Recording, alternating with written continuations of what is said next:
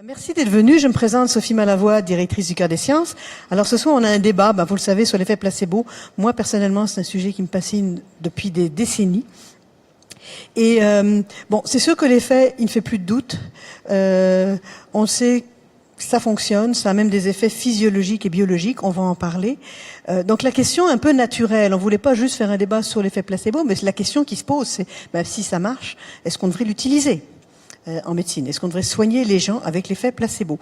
Donc, on va se poser cette question, bien sûr, en rappelant avant, dans une première partie, un petit peu c'est quoi l'effet placebo et vous donner énormément d'informations sur tout ce qui vient avec. Donc, sans plus tarder, on va commencer. Mais avant, je veux remercier les fonds de recherche du Québec, qui sont nos partenaires pour le débat de ce soir. Donc, je les remercie de leur collaboration et de leur soutien aussi même pour développer le contenu. Donc, dans un premier temps, allons dans le rappel. Alors, je commence avec Pierre Rainville, qui est professeur au département de stomatologie de l'Université de Montréal, et il est directeur du laboratoire de recherche en neuropsychophysiologie sur la douleur. Il est très connu aussi pour travailler sur l'effet placebo. Donc, Monsieur Rainville, est-ce que vous pouvez nous rappeler un peu les grandes lignes, rapidement? C'est quoi les effets physiologiques, biologiques? C'est quoi l'effet placebo, en quelques mots? Un, deux. Oui, vous m'entendez? C'est bon? Rapidement, non. En deux mots, je pense que peut-être la première distinction à faire, c'est le traitement placebo versus l'effet placebo. Alors, à votre question de l'effet. On commence par l'effet. Donc, l'effet placebo, est-ce qu'on devrait l'utiliser en médecine? L'effet placebo est déjà utilisé en médecine parce qu'il est vraisemblablement associé à toute une panoplie de traitements qui ont un effet démontré au-delà du placebo, mais l'effet placebo va contribuer à l'amélioration de certains symptômes, en plus de l'effet pharmacologique, par exemple, du traitement. Donc, l'effet placebo, c'est pas quelque chose de différent, c'est quelque chose qui s'ajoute ou qui se combine à des effets de traitement déjà prouvés ou des traitements dont on connaît pas les effets physiologiques. Sur le plan physiologique, donc l'effet placebo, si on donne un traitement placebo pour qu'on obtienne un effet, donc vraisemblablement, c'est l'effet placebo qui est en jeu de façon isolée. Et dans ce cas-là, on sait qu'il y a des mécanismes neurochimiques qui sont en jeu pour déclencher les bénéfices observés pour certains symptômes. On sait que certaines régions du cerveau qui sont impliquées dans les attentes de soulagement vont être aussi impliquées dans la production de ces effets-là positifs. Et on pourra peut-être parler plus tard des limites aussi de l'effet placebo. Mais sur le plan physiologique, sur le plan neurochimique, il y a assurément des mécanismes bien démontrés qui expliquent comment nos attentes d'un soulagement peuvent produire des bénéfices réels sur nos symptômes. C'est ça, c'est qu'il y a vraiment littéralement sécrétion de neurotransmetteurs, de neuromédiateurs comme la dopamine, de l'endorphine. Donc littéralement, notre corps se met à produire et à sécréter ces substances. Absolument. En fait, vous pouvez même prendre ça dans une perspective très large. Notre état psychologique a une influence ou est influencé, donc ça dépend de la causalité que vous voulez attribuer, la priorité que vous voulez accorder au physiologique ou au psychologique dans le mécanisme causal.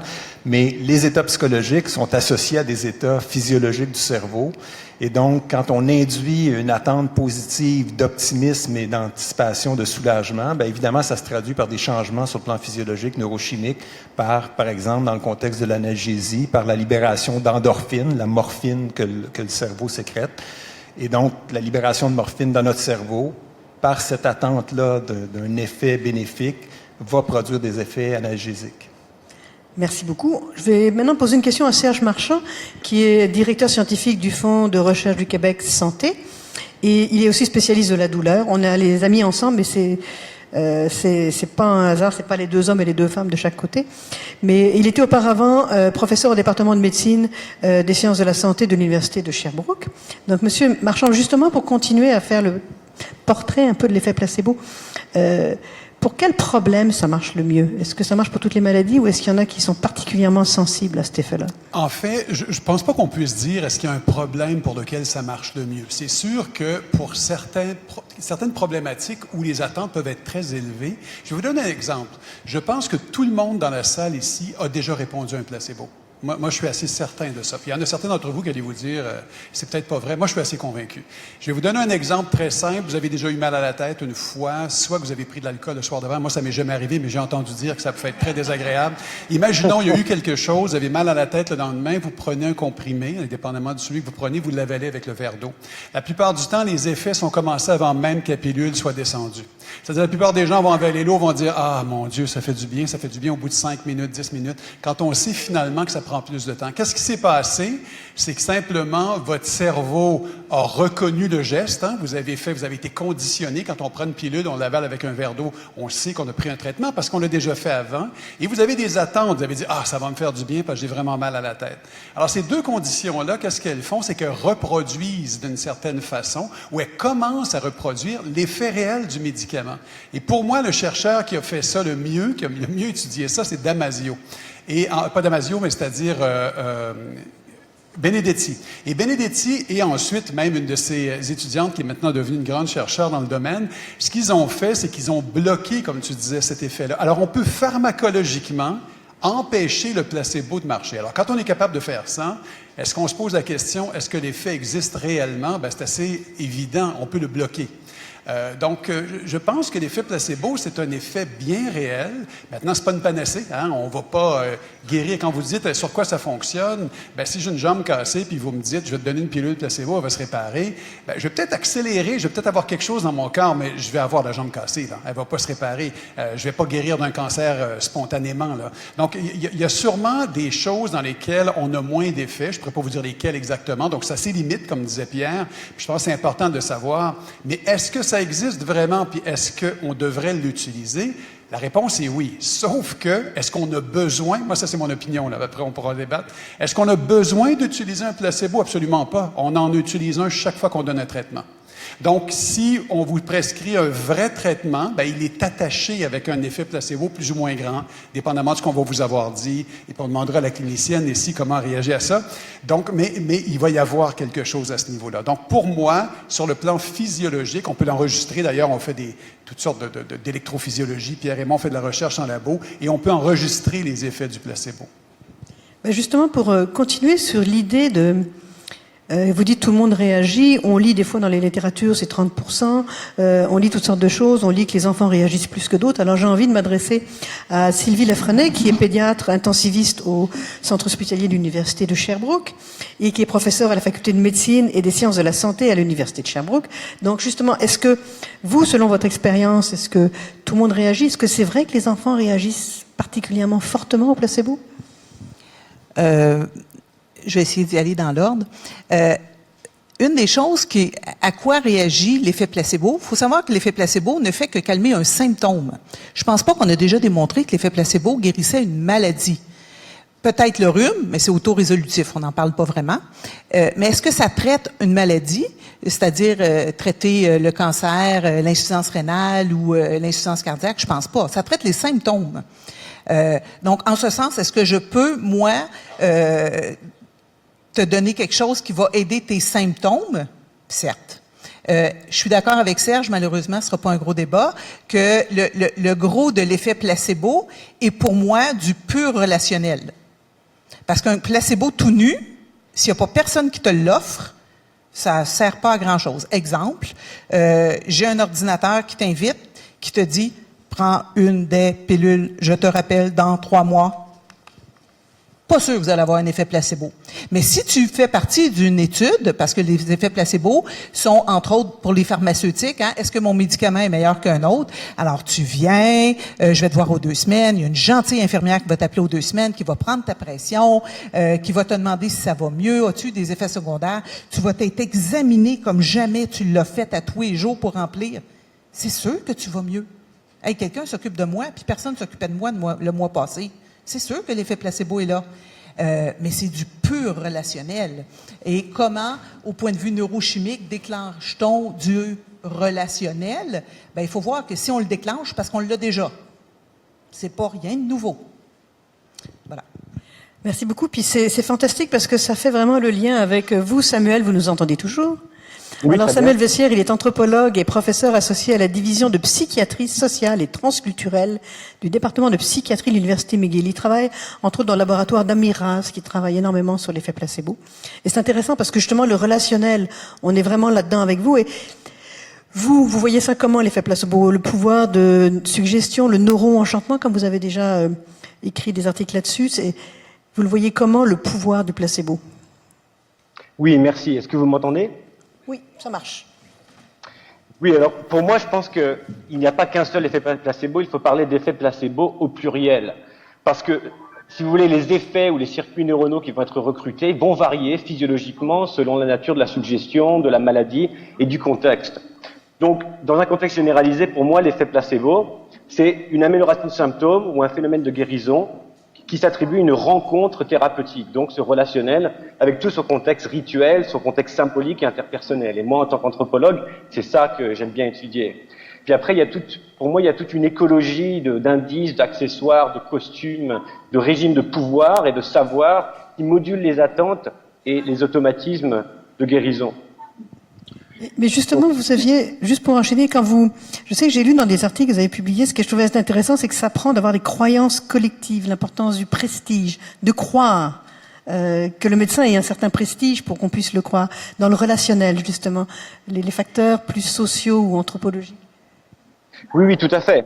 Vous m'entendez toujours? Oui, ça marche toujours. Oui. Alors déjà, pour moi, croyance collective, c'est un pléonasme. Mais pour qu'il existe une croyance, on a besoin d'un groupe qui va valider cette croyance. Et pour que l'effet placebo ou la suggestion marche, il faut croire profondément, c'est-à-dire croire sans passer par la pensée rationnelle. Et il faut se rendre donc à une autorité supérieure, ou ce que j'appelle une autorité épistémique. Alors dans un contexte anthropologiste plus général, on peut remarquer qu'il existe dans toutes les sociétés une classe d'experts en matière de santé, de sciences, de métaphysique et de substances invisibles qui régulent les mystères de l'univers, de la causalité et de la santé. Donc, et puis, cette classe d'experts, souvent, vont être initiés à partir de rites très, très compliqués, très longs, et puis ils vont parler un langage ésotérique, justement, pour valider cette connaissance de leurs substances. Et ces personnes-là, ça peut être des chamans ou alors des prêtres. Et puis, dans un autre contexte culturel, ça peut aussi être des médecins ou des neuroscientifiques. Et puis après, il y a aussi contexte physique même dans lequel le relationnel a lieu, donc le lieu de rencontre thérapeutique, donc ça pourrait être, je sais pas moi, au fond d'une grotte ou en haut d'une montagne, ou alors ça pourrait être un hôtel ou une église, ou alors, comme dans le contexte de nos propres recherches, une salle d'IRM dans un hôpital neurologique, qui représente donc ce lieu marqué de pouvoir symbolique très très fort. Ça, on va revenir d'ailleurs sur cette expérience avec le faux scanner, la mise en scène et le pouvoir de suggestion. On va revenir là-dessus parce que c'est vraiment c'est fascinant. Moi, j'ai trouvé ça fascinant. Maintenant, j'enchaîne avec Louise, Annie Descoteaux plutôt, qui est gestionnaire de projet, volet patient partenaire à la direction collaboration en partenariat, c'est long, de la faculté de médecine de l'Université de Montréal. En gros, vous travaillez justement avec des patients pour qu'ils puissent partager un peu leur expertise, leur savoir, leur parcours de soins et qu'ils puissent partager ça avec des thérapeutes. Donc, pour vous, justement, l'importance du relationnel et la relation patient-thérapeute, c'est un peu au cœur du placebo. Votre vision, c'est quoi? Oui, effectivement, j'abonde tout à fait dans le même sens que Dr Lafrenet, dans le sens que la relation prend une place absolument grandiose dans le traitement, surtout dans le traitement à long terme de maladies chroniques, par exemple, où on est appelé fréquemment à aller à l'hôpital, entrer en chirurgie, voir beaucoup de professionnels de la santé de différentes professions. Chacune des relations devient très importante et très, justement, cet effet-là peut être nuisible ou positif. Donc, la relation a joué, entre autres, pour ma part, un très, très grand rôle comme soignante auprès de ma fille. Ça fait 17 ans que je l'accompagne. Et le pouvoir de la relation fait en sorte que je peux mettre en place le contexte qui est nécessaire pour que ma fille puisse évoluer aussi normalement que possible selon les soins et les traitements qui lui sont donnés. La bonne relation qui existe, en fait, va faire en sorte que, oui, il y a une meilleure adhérence aux médicaments, que, oui, on va se présenter à tous les rendez-vous médicaux, et il y a cette confiance-là j'ai confiance que mon équipe médicale comprend bien la problématique et donc j'adhère à ce qui va m'être proposé et qui va peut-être être, comme on disait, enjolivé ou qui va être proposé de façon plus propice à ce que le médicament fasse effet. Donc, la relation est très importante. Merci. Il y a beaucoup de portes d'ouvertes, mais peut-être, je vais en saisir une autre, juste continuer encore dans le portrait de l'effet placebo, parce que ce que je trouve fascinant, c'est que ça dépend bien sûr de la relation, mais il y a plein de petits facteurs. Par exemple, est-ce qu'il y a un effet sur la forme de la pilule ou sur la forme du traitement? Est-ce que vous pourriez dire quelqu'un veut répondre là-dessus? Moi, je peux vous donner déjà, je peux vous dire que c'est assez impressionnant, en fait. L'effet de... En fait, comme vous disiez, le côté relationnel, le côté des attentes est très important. Alors, si vous me donnez une pilule placebo qui ressemble à ce que je peux acheter à la pharmacie moi-même, c'est beaucoup moins puissant que si ça semble être quelque chose qui doit être prescrit.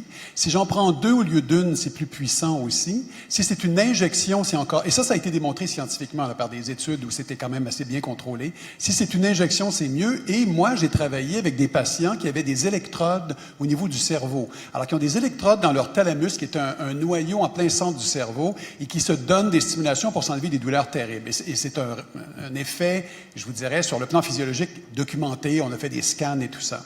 Mais j'ai fait du placebo avec eux parce qu'on voulait voir l'effet de la vraie stimulation versus la fausse. Je peux vous dire, c'est acheté sur le derrière. Parce que je me souviens de certains patients qui me disaient « Ah oui, j'ai une paresthésie, c'est-à-dire une sensation de la stimulation très forte et ma douleur réduit de façon dramatique. » Alors, la réaction du neurochirurgien, c'était de dire « Donc, ça veut dire que j'aurais pu ne pas installer d'électrode, j'aurais pu le mettre dans le lobe de l'oreille, ça aurait donné la même chose. » Et la réponse, c'est absolument pas. C'est faut avoir eu un vrai, à mon avis, c'est faut avoir vu un effet réel et après, ça crée des attentes, il y a une circuiterie qui s'installe et à chaque fois que je pense que je démarre le stimulateur, j'ai à peu près le même effet. Mais imaginez-vous la puissance de cet effet placebo-là. J'ai une électrode dans mon cerveau. Alors, je pense que tout ce côté-là, si vous voulez, relationnel est important, mais je vais me faire un petit peu l'antagoniste. Moi, je pense que le relationnel n'est pas nécessaire, n'est pas complètement nécessaire. Si le robot ou l'ordinateur me dit, voici la pilule, et que moi, je me dis, oh, ça a été fait avec du big data, c'est de l'intelligence artificielle, je suis certain qu'il a choisi le meilleur médicament pour moi, ben ça va fonctionner. Alors, j'ai pas besoin d'avoir quelqu'un qui me le donne. J'ai juste besoin d'être convaincu, moi, que ce qui se passe là, c'est ce qu'il y a de mieux pour moi. Alors oui, le côté relationnel, dans la plupart des cas, c'est celui-là qui l'amène, mais à mon avis, il n'est pas obligatoire. En fait, d'être convaincu, d'avoir foi. Donc, Samuel, vous voulez réagir là-dessus? Parce que... Ou Pierre? Est-ce que je peux? Oui, bien sûr, tout le monde peut réagir. Qui commence? Commencez, Samuel, et après, puis après, on va lui donner. Commencez. D'accord. Donc, je pense que c'est intéressant de noter que, effectivement, l'effet d'élaboration semble être le plus important. Donc, si plus la procédure est élaborée, mieux ça va marcher. Et comme le disait Serge, si c'est un robot qui nous donne une pilule, le contexte relationnel n'est pas apparent. Et moi, en tant qu'anthropologue, je pourrais montrer que, si vous voulez, dans la construction de la croyance, les attentes qu'on a par rapport aux attentes que les autres ont aussi, il y a quand même un côté relationnel. Parce que sinon, si on nous apporte quelque chose dont on n'a jamais entendu parler, ça ne va pas marcher. Parce que là, on va investir trop de pensée critique en se disant « qu'est-ce que c'est ?» Donc moi, je dirais, pour revenir vite fait, il y a le facteur d'élaboration qui est très important, le facteur relationnel, il est toujours là, et après, il y a le facteur aussi motivationnel, je pense, qu'il faut parler. Donc je pense que plus une procédure est coûteuse, plus elle demande un investissement, plus elle est difficile, plus on va attendre, mieux elle va marcher parce que justement, il y a ce facteur de motivation qui est important. Madame Lafrenet? Tu as quand même été en relation avec un paquet d'autres chercheurs parce que tu les as crus. Donc, tu n'as pas été toute seule là. Tu es en relation avec des chercheurs que tu as cru, la croyance scientifique. Mais je voudrais rajouter quelque chose par rapport aux symptômes puis la maladie. Faut savoir qu'à notre ère actuelle, la technologie est très vantée, et particulièrement la technologie médicale. Et il y a un paquet de choses qui, à l'heure actuelle, est surmédicalisé. Avant, on avait le droit d'être mélancolique, on avait le droit d'être triste, on avait le droit d'avoir des problèmes à moins manger, on avait le droit d'avoir des problèmes de libido, ça existait. Maintenant, tout est médical. Tu as de la misère à l'école, c'est médical. Tu as de la misère à dormir, c'est médical. Tu as de la misère à avoir du fun, c'est médical. Mais c'est pas vrai. Tout peut pas être médical. J'ai beau être médecin, tout peut pas être médical. Mais comme on a médicalisé, ce ne sont que des symptômes d'un vécu, ce sur quoi le placebo fonctionne franchement très bien. Voilà. Pierre, vous vouliez ajouter quelque chose? Ben, en fait, j'abonderais dans le sens de Samuel puis en fait, vous avez confirmé aussi cette perspective-là très, très large de la connaissance qui s'inscrit évidemment dans un contexte culturel et donc qui est lié au relationnel. Assurément. Mais dans un contexte d'interaction médicale traditionnelle, en fait, disons occidentale, où il y a un rapport avec un soignant. Bien entendu, le rapport avec le soignant va contribuer à l'effet placebo, mais il y a beaucoup de contextes où on n'est pas en rapport direct avec une autre personne physiquement présente. Évidemment, on a cette représentation-là en nous, mais je pense que le point que Serge faisait, c'est que la présence physique d'un interlocuteur dans le cadre de la prescription ou de la prise de traitement n'est pas indispensable à l'effet placebo.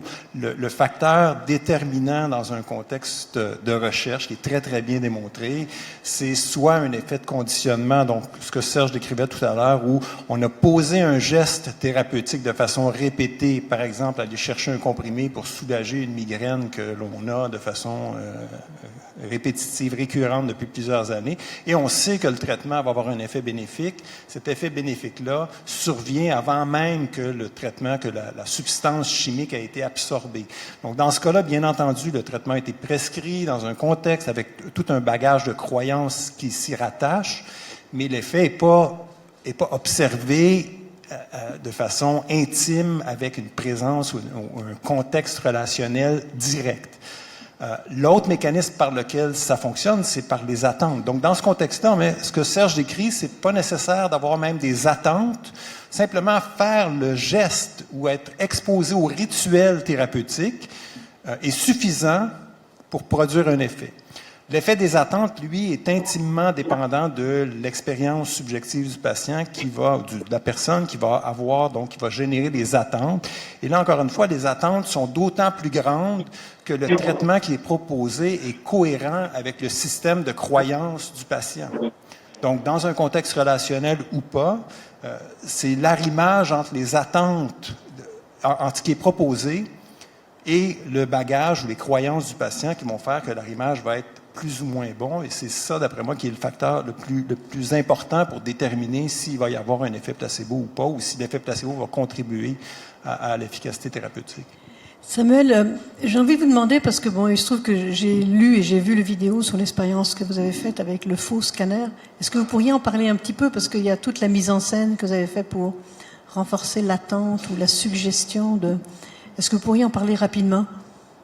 Oui, bien sûr. Et tout d'abord, juste pour dire que je suis vraiment très d'accord avec Pierre, c'est très judicieux de parler des mécanismes d'attente comme étant centraux dans l'effet placebo. Donc, oui, j'ai bien aimé les commentaires sur la médicalisation aussi, parce que justement, je trouve que maintenant, on est à un moment historique avec un système de croyance qui est tellement fort, qui peut vraiment moduler les attentes implicites des patients, et puis les automatismes aussi qu'on essaie de viser par les effets placebo. Donc, en gros, nous, ce qu'on fait, on utilise une machine IRM qui est désactivée, et on dit à des enfants qui ont des troubles neurodéveloppementaux, comme le TDAH par exemple, on leur dit que la machine, qui est une suggestion, va les aider à aider leur propre cerveau à guérir. Et on a eu des résultats vraiment surprenants, très bons, dans notre petite étude pilote. Alors, ce qui est intéressant pour nous, c'est justement d'utiliser non seulement l'idée de la médicalisation et de la technologisation de la santé, mais aussi l'idée du cerveau, vraiment, qui est un moment culturel assez intéressant. Par exemple, les enfants nous disent souvent, on entend les enfants de 6 ans qui nous disent « Ah, mon cerveau ne me laisse pas me concentrer ». Alors là, l'enfant, il nous parle d'une agenticité externe qui est autre que ce moi conscient. Dans un autre contexte, on pourrait imaginer dire « Ah, les esprits ou les ancêtres ne me laissent pas me concentrer ». Donc là, on a vraiment essayé, dans notre étude, de rassembler ce qu'on connaît des facteurs psychosociaux, écologiques, culturels et symboliques qui modulent les attentes de guérison, et on essaye vraiment de faire une curation, si vous voulez, de tous ces effets-là, en passant par la culture du cerveau. Et on travaille donc avec des enfants avec des troubles de neurodéveloppement. Donc peut-être plus tard, si on revient à la question de quelles sont les conditions pour lesquelles l'effet placebo serait peut-être le plus judicieux, j'espère qu'on pourra reparler des conditions chroniques, des troubles comme la dépression aussi, et des troubles neurodéveloppementaux. Oui, vous pouvez continuer, Serge, bien sûr. Moi, je trouve ça très intéressant ce qui a été amené. Je me souviens d'une étude qu'on a faite il y a très, très longtemps, en fait, il y a 100 ans, je pense, ou quelque chose comme ça, où j'étais à mes débuts là, comme chercheur, et puis... Et une des choses qu'on a décidé de faire, parce que la littérature disait l'effet placebo fonctionne mieux pour une douleur clinique, parce que les attentes sont beaucoup plus élevées, le désir de s'améliorer, de guérir va mieux, est très important. Tandis que sur la douleur expérimentale, ben, on produit une douleur et la personne peut retirer la main. Hein, donc, alors tout le monde disait oui, ça va de soi, mais il n'y avait aucune étude où les deux avaient été faits chez le même sujet. Alors chez un patient. Alors on a décidé de le faire et effectivement, c'était quand on regardait l'effet de l'injection de salin, où on disait aux gens que c'était un puissant analgésique, avait plus d'effet sur la douleur qui était des lombalgies chroniques que ça en avait sur la douleur expérimentale. Mais c'est pas ça qui m'a étonné. Ce qui m'a étonné le plus, c'est que on avait vraiment fait l'étude en vérifiant avec un comité d'éthique. C'était un peu complexe. Hein? On ne disait pas aux patients qu'on donnait du salin. On leur disait pas que c'était même possible. On leur disait qu'on donnait un analgésique. Je pense qu'aujourd'hui, ça passerait plus très bien.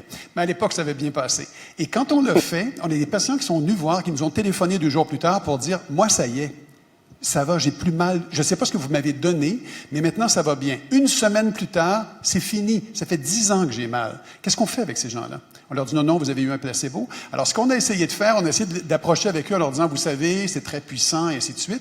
Mais ce qu'on a réalisé, pourquoi les gens guérissent de ce type de choses-là? Ben, c'est pas qu'ils guérissent, c'est que le fait que j'ai moins mal, je me remets à bouger, ça fait partie du processus de guérison. Alors, j'ai confiance, je me remets à bouger. Alors, est-ce qu'on peut, le placebo peut vous mener vers la guérison? C'est possible. Et un bel exemple que j'ai aussi, c'est avec les souris. Alors, est-ce qu'on peut avoir un effet placebo chez l'animal? Est-ce que c'est possible? Par conditionnement, oui. Il y a une très belle étude où ils ont pris des rats, ils ont fait une petite, ils les ont anesthésiés, ils ont fait une lésion sur la cuisse, ils ont mesuré le système immunitaire. Donc, ils savaient qu'il y a une augmentation. C'est normal, il y a une blessure, le système immunitaire augmente en périphérie. Ils ont mis un diachylon, donc ils ont mis un plaster sur la jambe. Ils ont repris les animaux 2 semaines, 3 semaines plus tard, ils les ont anesthésiés à nouveau, ils ont remis un plaster, donc pas de blessure. Et devinez quoi? Le système immunitaire a augmenté. Alors, le fait d'augmenter l'efficacité de votre système immunitaire, est-ce que ça peut vous aider à guérir de certaines choses? La réponse est oui. Alors, finalement, de dire que le placebo ne peut jamais aider à guérir, je pense que c'est pas vrai. Maintenant, est-ce que c'est une panacée? Est-ce qu'on devrait se dire on peut donner une pilule de sucre aux gens puis ils vont guérir de toutes sortes de choses? Je pense pas. Mais est-ce que ça fait partie du processus de guérison? Ben absolument. En fait, ça vous arrive à chaque fois que vous avez un traitement, je pense. Mais d'ailleurs, parce qu'on parle de Parkinson aussi pour l'effet placebo, que ça augmente les taux de dopamine. Donc, est-ce qu'il y a une forme de guérison dans ce cas-là ou de compensation ou c'est pas vraiment, c'est un traitement des symptômes, en fait, là. Ben, en fait, dans le Parkinson, je ne pourrais pas dire qu'ils étaient guéris, mais ce que je peux vous dire, c'est que quand on mesure la dopamine, c'est pas moi, là, c'est une autre équipe, là, mais quand l'équipe mesurait la dopamine dans le cerveau, elle est réellement augmentée. Alors, si vous augmentez la dopamine dans les noyaux gris centraux, là, les noyaux qui sont responsables des tremblements, puis ainsi de suite, si vous augmentez la dopamine à cet endroit-là, ben, c'est un réel effet, si vous voulez, dans le cerveau qui s'est produit. Donc, c'est pas uniquement, j'ai l'impression d'aller mieux, je vais un peu mieux, donc je me le fais croire. C'est le cerveau nous dit, oui, j'ai augmenté la dopamine, exactement à l'endroit où ça devait être augmenté. Alors, vous voyez, et là, dans ce cas-là, il n'y avait aucun traitement. C'était un traitement qui était factice, donc... Alors, je pense qu'en fait, c'est vraiment l'enjeu sur la définition du symptôme et de la maladie. Puis ici, évidemment, dans le contexte du contrôle des mouvements dans la maladie de Parkinson, bien évidemment, c'est absolument clair que la dopamine peut être augmentée par l'effet placebo, que ça va améliorer les symptômes. Est-ce que ça renverse le phénomène physiopathologique qui explique l'évolution de la maladie? Ça renverse pas ça. Est-ce qu'on a exploré toutes les possibilités d'agir sur ces phénomènes-là neuropathologiques par des interventions comme le placebo ou d'autres? Assurément non. Est-ce qu'il reste des questions à poser dans cette avenue-là? Assurément oui. Est-ce qu'on a de plus en plus d'outils qui nous permettent d'évaluer, par exemple, les réponses inflammatoires, les réponses immunitaires, les réponses du cerveau, les facteurs génétiques qui facilitent ou bloquent ces effets-là, les facteurs épigénétiques qui vont réguler l'expression de différents gènes dans différents contextes. Donc, j'ai tendance à être peut-être trop optimiste, mais il me semble qu'il y a là des avenues possibles d'exploration. Est-ce qu'on a une réponse à ça qui est convaincante présentement, scientifiquement? Non. Est-ce qu'il y a plusieurs exemples qui nous démontrent que des interventions non pharmacologiques comportementales comme le placebo ou d'autres ont des effets bénéfiques sur l'immunité, sur l'épigénétique même, sur la réparation, la protection de nos chromosomes? Oui, il y a des études qui nous montrent qu'il y a des interventions comme celle-là qui peuvent avoir un effet. Donc, si ces effets-là sont possibles, bien, vraisemblablement, c'est plausible, au moins conceptuellement, d'envisager que des mécanismes physiopathologiques qui sont en jeu dans des maladies dégénératives, par exemple, pourraient être contrecarrés au moins partiellement par des interventions non pharmacologiques ou psychologiques, comportementales. Sylvie, je vous vois dodeliner de la tête. Ben, il y a deux choses. Je voudrais réagir au TDAH, aux troubles de l'attention. Vrai que d'aller d'un scanner peut me guérir, mais je peux instaurer aussi un système de récompense, puis ça va marcher aussi. Il y a des enfants qui sont TDAH, il y en a des vrais là qui sautent dans ton bureau comme une ogive nucléaire. Puis eux, tu le sais qu'ils n'ont pas eu leurs médicaments, mais ces mêmes enfants-là, il y a des enfants que je suis capable de calmer dans mon bureau, puis d'autres enfants, je suis incapable de calmer, peu importe si je parle fort ou si je suis douce. Pourquoi ils te répondent différemment, justement? Pourquoi? Parce que je pense qu'il y a un paquet de troubles de l'attention qui sont pas des troubles de l'attention, organiques, entre guillemets. Mais ce que je veux dire, c'est que l'effet placebo, je peux le créer, oui, avec un scanner, mais je peux le créer aussi avec du conditionnement, avec de la psychoéducation, avec un paquet d'autres choses. Pourquoi il y en a qui ont besoin des doses faramineuses, d'autres de petites doses? Oui, c'est ça. Mais moi, je suis un peu moins optimiste que, que Pierre. Oui, l'effet placebo va peut-être prendre plus de place, mais c'est la magie de l'humain. Notre cerveau est drôlement meilleur que ce que l'on pense qu'il est. Et on n'a pas fini d'explorer les capacités de notre cerveau à nous, là. Je parle pas celui de Serge, mais nous-mêmes, là. Nous-mêmes. Mais ce que je veux dire, c'est le nôtre, notre cerveau. Vous reveniez à pourquoi les enfants répondent mieux. Je fais aussi de l'hypnose en clinique. C'est sûr que l'hypnose, ça marche très bien chez l'enfant. Mais pourquoi? Parce qu'il y a plus d'imagination, parce qu'il y a plus d'imaginaire, parce qu'il est plus capable de voler partout, ce que nous, on a perdu.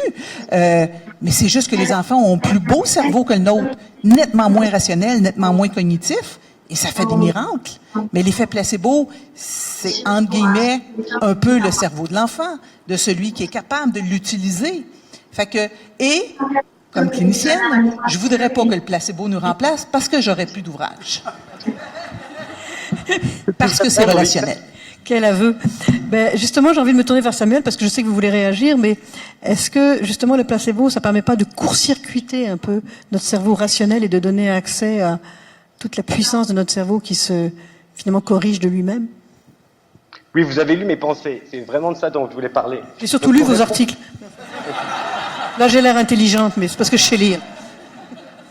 Pour répondre brièvement au point sur le conditionnement, qui je pense est très judicieux, d'ailleurs Pierre en parlait tout à l'heure, alors effectivement les mécanismes de placebo marchent aussi par conditionnement, ou alors par rééducation implicite des attentes, on pourrait dire. Donc on en arrive là à l'idée de court-circuiter. Alors brièvement encore, avec notre étude sur les enfants avec le TDAH, on utilise aussi un système de récompense. Après la machine, on leur donne une soi-disant montre intelligente qui leur donne des petites vibrations, un régime intermittent, et on leur dit à chaque fois que tu sentiras une vibration, tu te sentiras calme, tu te sentiras bien comme quand tu étais dans la machine. Donc c'est un petit peu de l'hypnose sans induction, si vous voulez. Donc c'est ce qu'on fait aussi parce qu'on comprend bien ces mécanismes de conditionnement. Mais alors, pour moi, la grosse question de l'effet placebo et de ses bénéfices par rapport à d'autres approches comme la thérapie cognitivo-comportementale qui va aussi aider le patient à connaître et à utiliser les ressources qui sont en eux, c'est que ça marche beaucoup plus rapidement. Et moi, ce qui me passionne et qui m'inquiète un peu aussi dans ma compréhension de l'espèce humaine, c'est que ça marche très bien parce que justement, ça ne passe pas par la pensée rationnelle, ça ne passe pas par la volition, par la volonté simple. Donc de rentrer dans une approche thérapeutique avec une volonté rationnelle en disant je veux arrêter de fumer, je veux me lever plus tôt le matin, c'est possible, mais c'est difficile et c'est long. Avec les procédures de suggestion, on arrive à obtenir des résultats qui, je pense, sont beaucoup plus rapides parce qu'on arrive à viser les apprentissages beaucoup plus implicites chez l'être humain. Donc voilà. C'est ça. Est-ce qu'on peut dire, c'est même ça arrive presque à court-circuiter le système nerveux autonome et donner accès directement à des fonctions physiologiques qui sont contrôlées involontairement, ou c'est... Oui, tout à fait. Ça nous donne accès à des ressources autonomiques et physiologiques auxquelles, traditionnellement, on n'a pas accès volitionnellement, on n'a pas accès par la volonté. Alors après, peut-être, effectivement, si on voit les travaux de Pierre sur les méditateurs zen, je pense que, généralement, c'est quelqu'un qui a un moine tibétain qui a pratiqué pendant 20 ou 30 ans, peut-être va arriver à faire quelque chose que, par une procédure placebo, on peut arriver tout de suite. Pierre, vous voulez Oui, en fait, il y a plusieurs exemples qui me viennent en tête. En fait, vous pouvez l'essayer ce soir. Hein. La volonté n'est pas toujours un moyen d'atteindre son objectif. Ce soir, je vous invite à tenter l'expérience. Essayez de vous endormir volontairement. Alors, après votre nuit d'insomnie, vous pourrez passer la nuit à écrire vos réflexions, ce qui vous passerait par la tête pendant cette nuit où volontairement vous voudriez atteindre un objectif qui, par ailleurs, vous apparaît être nécessaire pour votre bien-être. Donc, évidemment, ça illustre le fait qu'il y a beaucoup de fonctions physiologiques indispensables qui sont pas sous le contrôle volontaire. Donc, sur le plan neurophysiologique, c'est aussi très intéressant parce qu'il y a des systèmes de notre cerveau qui sont impliqués dans des contrôles, dans des systèmes qui sont sous le contrôle volontaire et d'autres qui ne le sont pas. Et parfois, l'accès est justement indirect. Donc, si on essaie de contrôler volontairement indirectement, en fait, on perd notre contrôle. Puis j'ai un exemple très, très concret dans le labo. Je ne sais pas si Serge a déjà essayé ça aussi, mais dans le labo, dans le domaine de la douleur, on mesure des réflexes. Donc, y compris des réflexes spinaux. Donc, c'est un réflexe qui dépend d'un input sensoriel qui va arriver dans la moelle épinière et qui va déclencher une réponse. Donc, si vous pilez sur quelque chose qui vous blesse, puis que vous avez une douleur, bien, vous allez relever le pied avant même de ressentir la douleur. Donc, c'est un réflexe spinal. Hein, même des patients qui ont une section complète de la moelle épinière présentent ce réflexe-là. Donc, la moelle épinière est suffisante pour faire ça. Si on vous demande volontairement de bloquer le réflexe, en général, on n'y arrive pas très bien directement. Le réflexe, il va se produire, même peut être amplifié quand on essaie de le contrôler. Si je vous suggère que la douleur ou la stimulation que vous allez recevoir est moins intense, moins désagréable, en fait, peut-être même que ça va déclencher un état de bien-être. À chaque fois que vous avez cette stimulation-là, vous allez vous sentir de mieux en mieux. Mais non seulement vous allez ressentir moins de douleur, mais votre réflexe va être diminué. Il y a des études sur l'effet placebo, sur l'effet des attentes du changement de douleur qui montrent que quand on s'attend à moins de douleur, ça peut agir même au niveau de la moelle épinière, alors que si volontairement on veut contrôler notre douleur, on peut y arriver. Hein. Psychologiquement, on peut développer des stratégies qui vont nous aider, par exemple, à nous distraire de la douleur. Mais si on se distrait de la douleur, on ressent moins de douleur, mais notre réflexe au niveau de la moelle épinière augmente. Donc, il y a plusieurs facteurs comme ça qui nous suggèrent que par la voie de la suggestion, des attentes, des croyances, on peut activer des mécanismes physiologiques qui vont bloquer le signal de la douleur et qui ne sont pas sous le contrôle volontaire, même que le contrôle volontaire pourrait aller à l'encontre d'un effet bénéfique. Oui, bien sûr. J'aime beaucoup l'exemple que Pierre a donné, puis c'est très important. Je pense que cette partie-là est importante. Des fois, à trop essayer, en fait, c'est pire. Puis je vais vous donner un exemple qui est comment le simple fait de porter son attention, finalement, nous fait réaliser des choses qu'on a déjà. Je vais vous donner un exemple très, très simple. Vous avez peut-être déjà remarqué que votre pied gauche, la plupart du temps, c'est le pied gauche. Ça arrive que ce soit le droit, par exemple. Votre pied gauche est plus chaud que le pied droit. Bougez vos orteils, vous allez voir dans votre soulier. Faites juste les bouger. C'est jamais, majoritairement du temps, c'est une histoire, je pense, de circulation, le cœur et ainsi de suite. Le pied gauche est un peu plus chaud que le droit. Mais ça arrive, il y a certaines personnes, c'est le pied droit. Levez la main, ceux que c'est le pied gauche qui sentent plus chaud. Gênez-vous pas, là, levez la main, c'est un phénomène physiologique tout à fait normal. Ceux que c'est le pied droit maintenant, vous avez remarqué le pied droit. Écoutez, ce qui est important de savoir, c'est que c'est pas vrai ce que je viens de vous dire. Ce qui est important, c'est que c'est devenu vrai. C'est-à-dire que comme vous avez été concentré sur votre pied gauche, que vous y avez pensé, si on avait mis une électrode et qu'on avait mesuré la température, elle aurait augmenté. Et votre pied, vous allez voir, d'ailleurs, c'est un peu fatigant parce qu'il va devenir de plus en plus chaud parce que ça n'arrête pas tout de suite. Hein? Vous allez sentir, vous allez dire, my God, il y a plus de sueur dans mon bas gauche que dans mon bas droit. Et ça, c'est simplement parce que vous avez porté attention à votre pied. Donc, c'est assez incroyable, ça marche pas toujours. Il y en a certains qui peuvent dire, moi, ça n'a pas marché, donc je suis pas sensible au placebo. Non, non, on peut vous avoir autrement, mais il faudrait me laisser juste un peu plus de temps. Mais l'idée, c'est que, est-ce que la pensée peut avoir un effet, comme vient de le dire Pierre, au niveau spinal, au niveau périphérique? Absolument. Donc, les gens qui pensent, le patient qui va mieux, c'est uniquement parce que dans sa tête, il se dit qu'il va mieux. La jambe est pareille comme avant. Absolument pas. La jambe a changé aussi. Vous voyez ce que je veux dire? Fait que c'est pour ça, pour moi, que l'effet placebo, c'est très puissant. Puis là, je ne sais pas, aviez-vous l'intention d'aborder l'effet nocebo ou on attend plus tard? On va en parler quand on va parler justement doit-on l'utiliser ou pas, Parfait. parce que c'est dans les effets Très, secondaires. très bien. Parce qu'il y a des exemples avec ça fascinants aussi. Mais fascinant, et de toute façon, on n'a pas une liste, on n'a pas un ordre, mais j'ai envie quand même de poser une question à Annie, justement, parce que vous rencontrez des patients qui vous parlent de leur parcours de soins.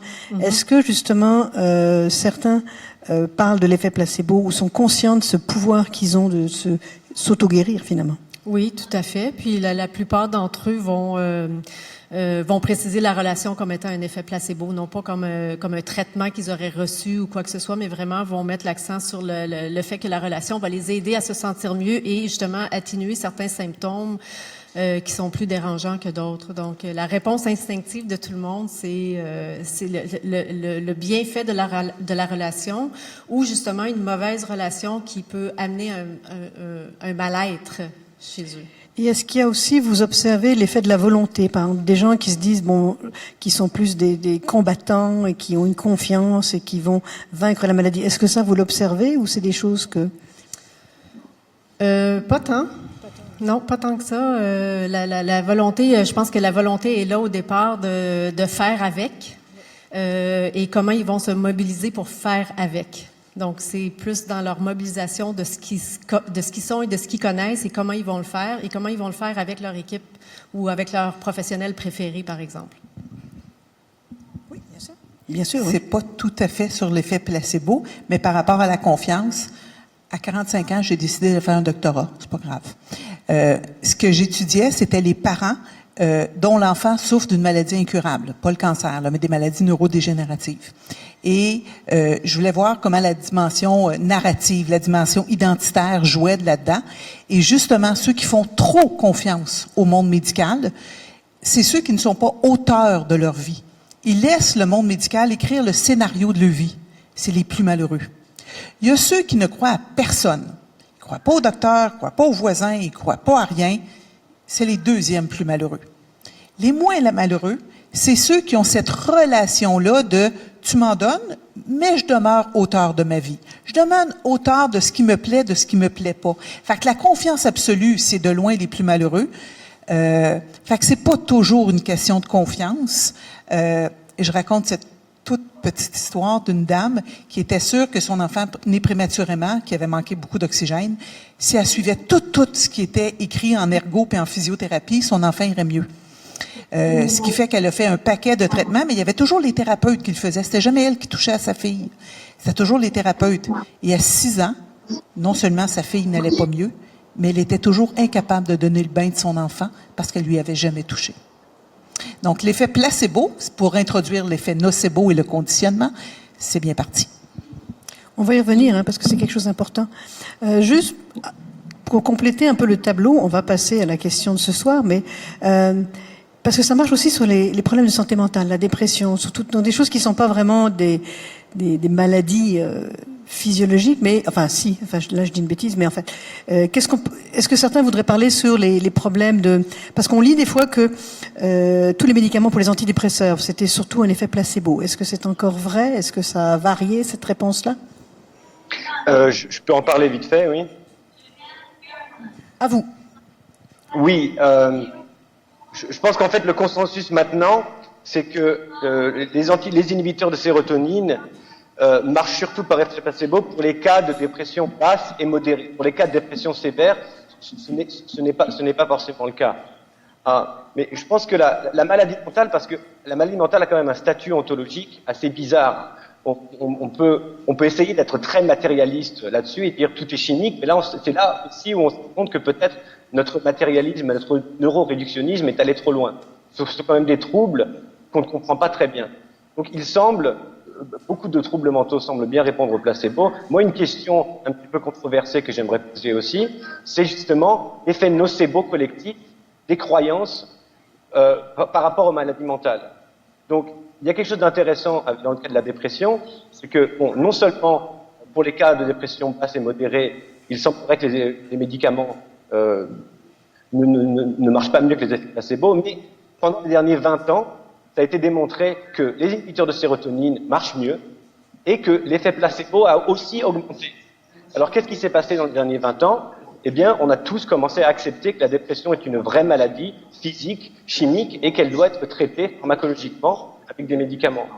Donc, l'Organisation mondiale de la santé en 2017 nous disait que la dépression, c'est un des plus gros problèmes de santé chronique dans le monde entier.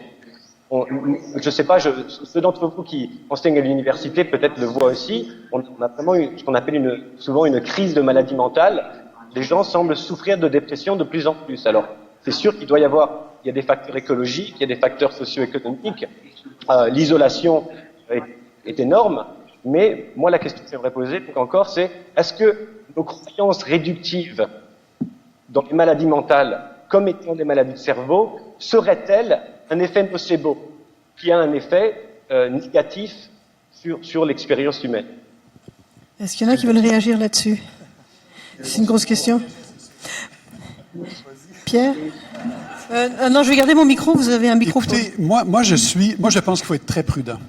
Quand on parle de maladies, de façon générale, que ce soit des maladies physiques, que ce soit des maladies mentales, généralement, on retrouve, si vous voulez, des bases physiologiques. C'est-à-dire moi, je peux très bien, sur le plan pharmacologique, vous donner quelque chose et vous faire déprimer ou vous rendre très high, très, très heureux. Donc, si on se pose la question, est-ce que c'est possible qu'on puisse changer un état d'esprit, un peu comme on peut changer, si vous voulez, sa pression artérielle ou quoi que ce soit? Moi, je pense que oui. Et je pense que c'est là. Et c'est pour ça que je trouve intéressant en fait, il faut faire attention parce que c'est un peu comme dire à des gens qui auraient une dépression majeure, vous savez, vous avez simplement qu'à bien y penser, à sortir dehors et puis à vous fier à l'environnement, puis ça devrait aller mieux. Non, je pense que dans certains cas, c'est vraiment nécessaire d'avoir un traitement pharmacologique. Donc, la santé mentale doit être aussi approchée, si vous voulez, un peu comme la santé physique, c'est-à-dire que dans certains cas, on sait exactement ce qui se passe, dans d'autres, beaucoup moins bien, et puis il faut donner le traitement. Maintenant, est-ce que c'est très sensible aux attentes et à l'effet placebo? Sûrement, parce que le simple fait d'arriver dans un environnement différent, de rencontrer le médecin, de sentir qu'on va être écouté,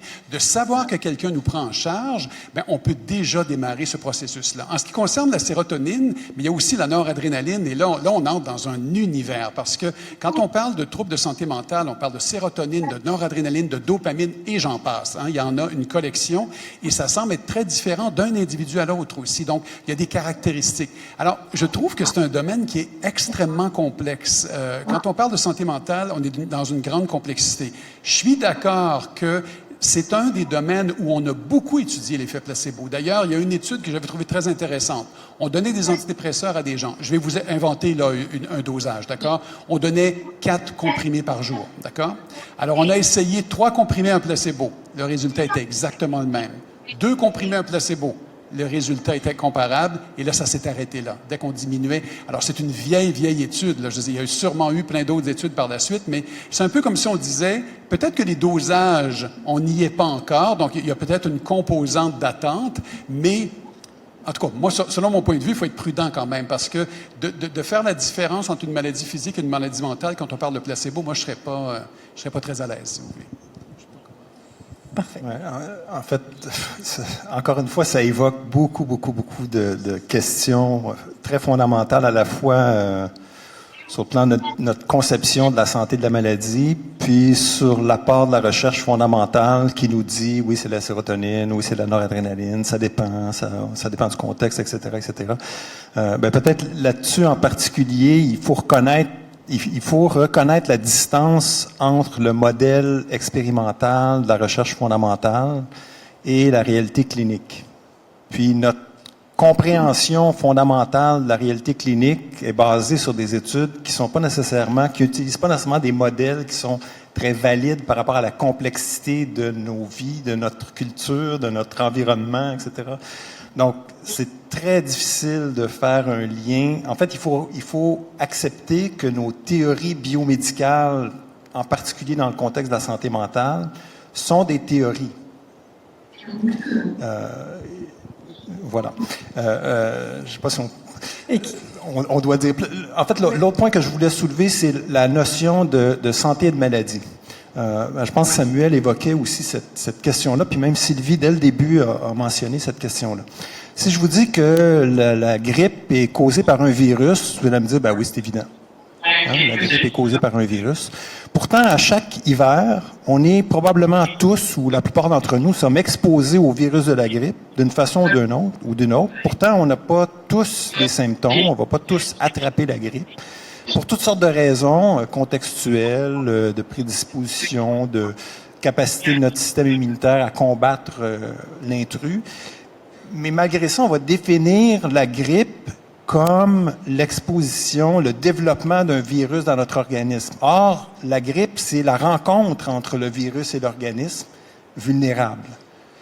Donc, cette conception-là de la maladie comme étant, dans ce cas-là, causée par un agent pathogène extérieur à soi est incomplète. Ben, imaginez dans le contexte de la maladie mentale. La maladie mentale se développe toujours dans un contexte, bien entendu avec un bagage génétique qui peut nous rendre vulnérables à différents contextes, mais aussi dans un contexte qui va faire que la maladie va se développer plus ou moins. Voilà. Juste une petite anecdote d'ailleurs sur le contexte culturel. J'ai lu, je crois que c'est dans un article de M. Vessière, justement les pilules bleues, on dit que c'est calmant, sauf pour les Italiens, parce que eux, c'est la couleur de l'équipe de foot, alors ça les excite. Donc, mais peut-être maintenant, j'aimerais qu'on passe. Est-ce que je peux dire un tout petit détail par rapport à maladie mentale? La différence entre maladie mentale et symptômes de maladie mentale. Et vous savez que tout repose sur le DSM-5, un livre écrit par des psychiatres qui dit que si tu as ça, ça et ça, tu as une maladie. Si tu as que ça, ce ne sont que des symptômes. Je vous donne un exemple très, très banal. Je vois en clinique un petit enfant qui est de plus en plus triste parce qu'il a mal au ventre puis qu'il veut plus aller à l'école. Je lui donne un placebo, peu importe, il n'a plus mal au ventre. Maman très heureuse, mais il continue d'être intimidé à l'école. C'est l'intimidation qui faisait qu'il était déprimé puis qu'il avait mal au ventre. J'ai réglé le symptôme, j'ai-tu réglé le problème de l'enfant? Donc, le symptôme était quoi? Je peux bien régler ton symptôme, mais si j'ai pas réglé, et dans nos vies, on se le cachera pas, à la vitesse à laquelle on va, aux performances que l'on demande, aux exigences que l'on demande, aux quotas que l'on demande, on évalue chez nous, les thérapeutes, au nombre de cas qu'ils voient par mois. On ne lui demande jamais s'ils font une belle job. On lui demande seulement, as-tu vu tant de cas ce mois-ci? Mais là, il y a de quoi déprimer. Si le sens de mon travail, puis on dira plus ce qu'on pense des médecins depuis quelques mois, mais si le sens de mon travail est de faire un quota de patients et non pas le sens de dire j'ai fait une belle job, je suis un bon thérapeute, écoute, en physiothérapie, mes enfants, ils marchent mieux qu'avant, mais si ça n'a même plus de sens de travailler, oui, moi, déprimé. Justement, là, on arrive au cœur de la question de ce soir. Bon, puisque ça marche, est-ce qu'on doit, enfin, ça marche pas toujours, mais est-ce qu'on doit l'utiliser? Quel problème ça peut poser, justement, d'utiliser un placebo? Je sais pas qui veut commencer ou... Moi, j'en vois pas de problème parce que je me suis posé beaucoup la question, puis j'ai travaillé beaucoup avec Luana Coloca, là, qui est l'étudiante, si vous voulez, du grand chercheur, qui est devenue une championne. Et cette fille-là, je l'ai trouvée très, très forte parce que ce qu'elle me racontait, c'est, elle me disait, les gens disent, est-ce qu'on devrait utiliser le placebo ou pas? Puis on en parlait ensemble, mais elle me disait, dans le fond, ils l'utilisent constamment. Alors, il n'y a pas de bonne raison. Imaginons qu'il y a un patient, le médecin est avec, il se dit, ce médicament-là, selon ce que j'en sais, devrait bien fonctionner pour la pathologie qu'il a. Alors, ce que je vais faire, c'est en lui prescrivant, je vais lui dire, vous savez, ce médicament-là, avec des cas, j'ai vu beaucoup de cas comme le vôtre, et c'est assez intéressant, vous devriez avoir des résultats. Moi, le plus beau placebo que j'ai vu, c'est Sylvie qui l'a fait. Sylvie, c'est une clinicienne, vous savez, c'est une pédiatre. Alors, un jour, ma fille amène son bébé, et puis le bébé va pas bien, il fait de la fièvre, ça va vraiment pas bien. Alors, on rencontre Sylvie. Sylvie, c'est une excellente clinicienne en passant. Je prends la peine de le dire parce que je la connais. Non, mais c'est vrai. Elle est excellente. Alors, elle rencontre Sylvie, et je me souviens exactement de ce qu'elle lui a dit. Ça m'avait beaucoup frappé parce que ça m'intéresse. Elle a donné le traitement au bébé, mais elle lui a dit après, regarde bien ma grande. Le bébé, sa fièvre va descendre. Mais c'est possible qu'elle augmente un peu avant. Mais tu t'inquiètes pas, c'est tout à fait correct. La maman est partie complètement rassurée, la fièvre a monté un peu, a diminué, elle était complètement rassurée, alors elle a transféré son assurance au bébé et tout le monde allait bien. Alors finalement, je pense que c'est ça, utiliser un placebo, selon moi. Dans le fond, on ne peut pas ne pas l'utiliser. On peut utiliser, on peut être très malhabile et faire un nocebo, mais normalement, on devrait l'utiliser. Mais on n'a pas besoin d'utiliser la petite pilule de sucre, à mon avis. Je veux juste dire que j'ai terminé mon cours en 1984. Et en 84, il nous était dit, c'était la mode de la bioéthique, le consentement éclairé. Il fallait absolument dire au patient que telle pilule que je lui donne, tous les effets secondaires, qu'il y a 40% de chances que ça fonctionne, 30% que ça marche pas. Ça, c'est quand j'ai gradué en 84. Il est hors de question qu'un gradué en 2018 fasse ce commentaire-là. Donc, juste moi, comment est-ce que, en 20, 30 ans, je sais plus, là, comment est-ce que je ne présente plus de la même façon, mais c'est ce qui m'a été enseigné à la faculté de médecine, que je n'avais pas le droit de mentir sur l'efficacité d'un traitement. On est 30 ans plus tard. Donc, le collectif de Samuel, oui. Parce qu'il y a bien enfin, certains vont dire justement, c'est quand même un mensonge. On trompe quelque part, donc on diminue le pouvoir d'autonomie du patient, justement, de dire, bon, est-ce que j'accepte le meilleur... Justement, Pierre, vous voulez réagir là-dessus? Oui, ben en fait, moi, l'élément qui m'interpelle, c'est justement cet élément-là de tromperie ou de mensonge.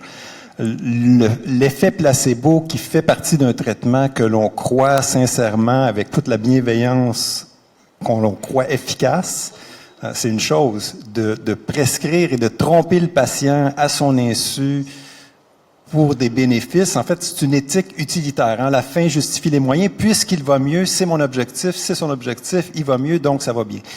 On l'a pas fait, on pourrait le faire. Absolument, quand j'enseigne l'effet placebo aux étudiants en méthode de recherche, je leur demande, on vous apprend que depuis plusieurs années, vous aviez de la douleur chronique. Et comme Serge le décrivait tout à l'heure, on vous apprend que votre rémission de symptômes, là, vous avez plus mal depuis plusieurs mois maintenant grâce à un nouveau traitement que votre médecin vous a proposé. Et il vous apprend, votre médecin, que finalement c'est un placebo que vous avez eu. Ça fait 2 mois que vous répondez à un placebo. Puis, et en général, c'est 50-50. Hein? La moitié des gens sont pas d'accord avec cette procédure-là. Puis les autres disent, ben oui, mais je me sens mieux, tant mieux. Donc, l'enjeu est fondamental ici, c'est la relation thérapeutique. Donc, si vous me demandez à moi si je veux que le placebo me soit administré, alors je dirais oui, mais je veux jouer avec vous. Je veux pas que vous jouiez avec moi à mon insu, mais je veux participer à ça, un peu comme vous le décriviez tantôt, dans la relation thérapeutique. Il faut sentir qu'il y a une alliance thérapeutique et qu'on joue ensemble. Puis, de plus en plus, on a des alternatives. En fait, notre Samuel pourra peut-être nous parler de la représentation collective qu'on a de l'effet placebo qui est en train d'élargir et nous permettre d'utiliser un placebo sans tromper les patients en leur disant, ben, c'est un placebo, mais vous savez, le placebo, ça marche. Ben justement, Samuel, parce que vous avez beaucoup utilisé dans votre expérience du faux scanner le pouvoir de suggestion, la mise en scène. Donc pour vous, est-ce que on peut l'utiliser, mais il suffit même de suggérer que ça fonctionne? Oui, alors on soulève là des questions vraiment très intéressantes. Nous, on utilise le modèle open label, pardonnez-moi, je ne connais pas la terminologie française, où on dit carrément aux patients, alors ce qu'on vous donne, c'est un placebo, les placebos marchent bien pour d'autres personnes, etc. Mais pour être complètement honnête avec vous, on utilise ce modèle-là pour des raisons bureaucratico-légales, parce que ce serait impossible d'obtenir l'approbation éthique de nos jours en disant qu'on va mentir à des enfants ou qu'on va mentir aux patients. Et moi, je trouve que là, il y a quelque chose d'intéressant et d'un petit peu alarmant par rapport à notre déontologie médicale qui est, pour ma part, je pense, un peu naïve. Donc effectivement, la tromperie, le mensonge, c'est mauvais d'une manière abstraite, mais il faudrait peut-être examiner certains cas dans lesquels le mensonge ou la tromperie, ou alors peut-être simplement d'inviter quelqu'un à interpréter son expérience autrement par rapport à l'expérience dans laquelle il est dans un moment donné, pourrait être important. Imaginez que j'ai un enfant asthmatique et mon fils de 6 ans a une crise d'asthme et il me dit « Papa, est-ce que je peux mourir ?» Est-ce que je vais lui dire « Bah oui, effectivement, il y a des gens qui meurent d'une crise d'asthme. Fais attention, tu vas mourir. » Je pourrais aussi lui dire « Non, non, absolument, ça va aller, tu vas te rendre compte qu'en respirant, ça va bien aller, personne n'est jamais mort. » Moi, en tant que parent, je mens à mes enfants constamment pour les aider à aller mieux. Donc, quand on pense maintenant à cette déontologie du rapport thérapeutique et du rapport entre le médecin et le patient, je pense qu'on a un modèle un peu trop naïf où on a envie d'être égaux tout le temps. Mais simplement, le patient et le médecin ne sont pas égaux. Ils ont des responsabilités différentes, ils ont des connaissances différentes. Et justement, le médecin, il a une responsabilité éthique à aider le patient à guérir. Donc, si dans certains moments, on peut inviter quelqu'un à réinterpréter son expérience autrement, en mentant un petit peu sur l'état actuel des choses, parce qu'on sait que l'état potentiel peut être amélioré, je pense qu'effectivement, c'est important. Alors après, oui, c'est pas n'importe qui peut mentir à n'importe quoi tout le temps. Mais je pense que si on passe d'une éthique de déontologie abstraite, personne ne peut mentir à personne, à une éthique de déontologie de la vertu, comme celle d'Aristote, on va dire, certaines personnes ont acquis une position, une certaine vertu, une certaine responsabilité éthique, épistémologique, où ils peuvent judicieusement, en consultant les autres, consultant un comité, mentir pour aider les autres, pour aider les patients à guérir. Et Annie, juste peut-être un mot, parce que vous êtes, bon, non seulement vous travaillez des patients, mais en plus vous êtes quand même proche aidante de votre fille. Donc, si on avait donné un placebo à votre fille, par exemple, vous réagiriez comment? Ben, j'abonde dans le sens de, je veux jouer avec, je veux pas qu'on joue avec moi. Donc, je voudrais savoir que oui, c'est un placebo et qu'on m'explique que oui, ça fonctionne. Et c'est un peu de dire, je veux à la fois la magie et la vérité. Je veux les deux. Je veux la magie du sarreau blanc, mais je veux savoir. Donc, où est le juste équilibre? Je n'en suis pas certaine, mais une chose, je veux certainement jouer avec. Je veux faire partie de... Écoutez, on a déjà bien lancé la discussion. Maintenant, on va passer un peu à vos questions. Continuez justement. On veut la magie, on veut les faits, mais on veut le savoir. Donc, je vous propose de venir au centre de la salle et de vous identifier puis de poser votre question et on va continuer sur le sujet. Bonjour. Oh, très intéressant. Je voudrais savoir la question des miracles. Vous savez, la religion catholique fait des gradués vers la sainteté si on a prouvé qu'il y a miracle. Est-ce que dans le cas des miracles, est-ce qu'il s'agit d'un effet placebo? Je peux répondre à ça. Moi, je peux vous répondre. Ça va être une réponse bête et plate, mais sur le plan, en fait, il y en a tous les jours des miracles dans les cliniques. Ça arrive tous les jours. Puis même j'enseigne à mes étudiants en médecine dentaire, en méthode de recherche. Je leur dis, chaque patient que vous rencontrez qui s'améliore, c'est une anecdote.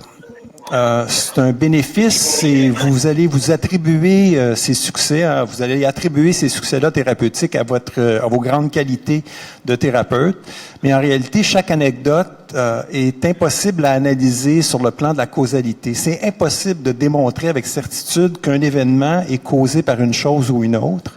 Et c'est pour ça qu'on fait des études avec des très grands groupes de patients. On va comparer un traitement à un autre. On va regarder par rapport à un groupe qui reçoit aucun traitement. Puis on va faire cette comparaison-là pour déterminer, en fait, pour découper la composante du bénéfice qui s'explique par l'effet placebo, par telle molécule dans le médicament. Mais dans le cas des miracles, on parle d'événements très rares qui sont très difficiles à analyser, voire impossibles à analyser avec les méthodes scientifiques. Alors, moi, je peux pas répondre à cette question-là. Est-ce que c'est un effet placebo? Peut-être que oui, peut-être que non. Mais si vous avez un traitement pour une douleur chronique et ce traitement-là fonctionne, est-ce que c'est le médicament ou c'est un miracle ou un mélange des deux? Est-ce que c'est un effet placebo? Sur une base d'une anecdote, on peut pas tirer des conclusions claires sur le mécanisme en jeu. J'aurais deux portions de réponse. La différence entre soigner et guérir, il y a la seule personne capable de guérir est la personne elle-même. Moi, j'ai jamais guéri personne. Même le chirurgien a bien beau faire la chirurgie, c'est le patient qui cicatrise puis qui a décidé d'aller consulter. Donc, la guérison, elle est complètement intime, c'est-à-dire propre à soi. Et quand on parle de miracle, pour ne pas vouloir, je reviens sur symptômes et maladies, je pense que c'est la guérison d'une maladie et non pas la guérison d'un symptôme.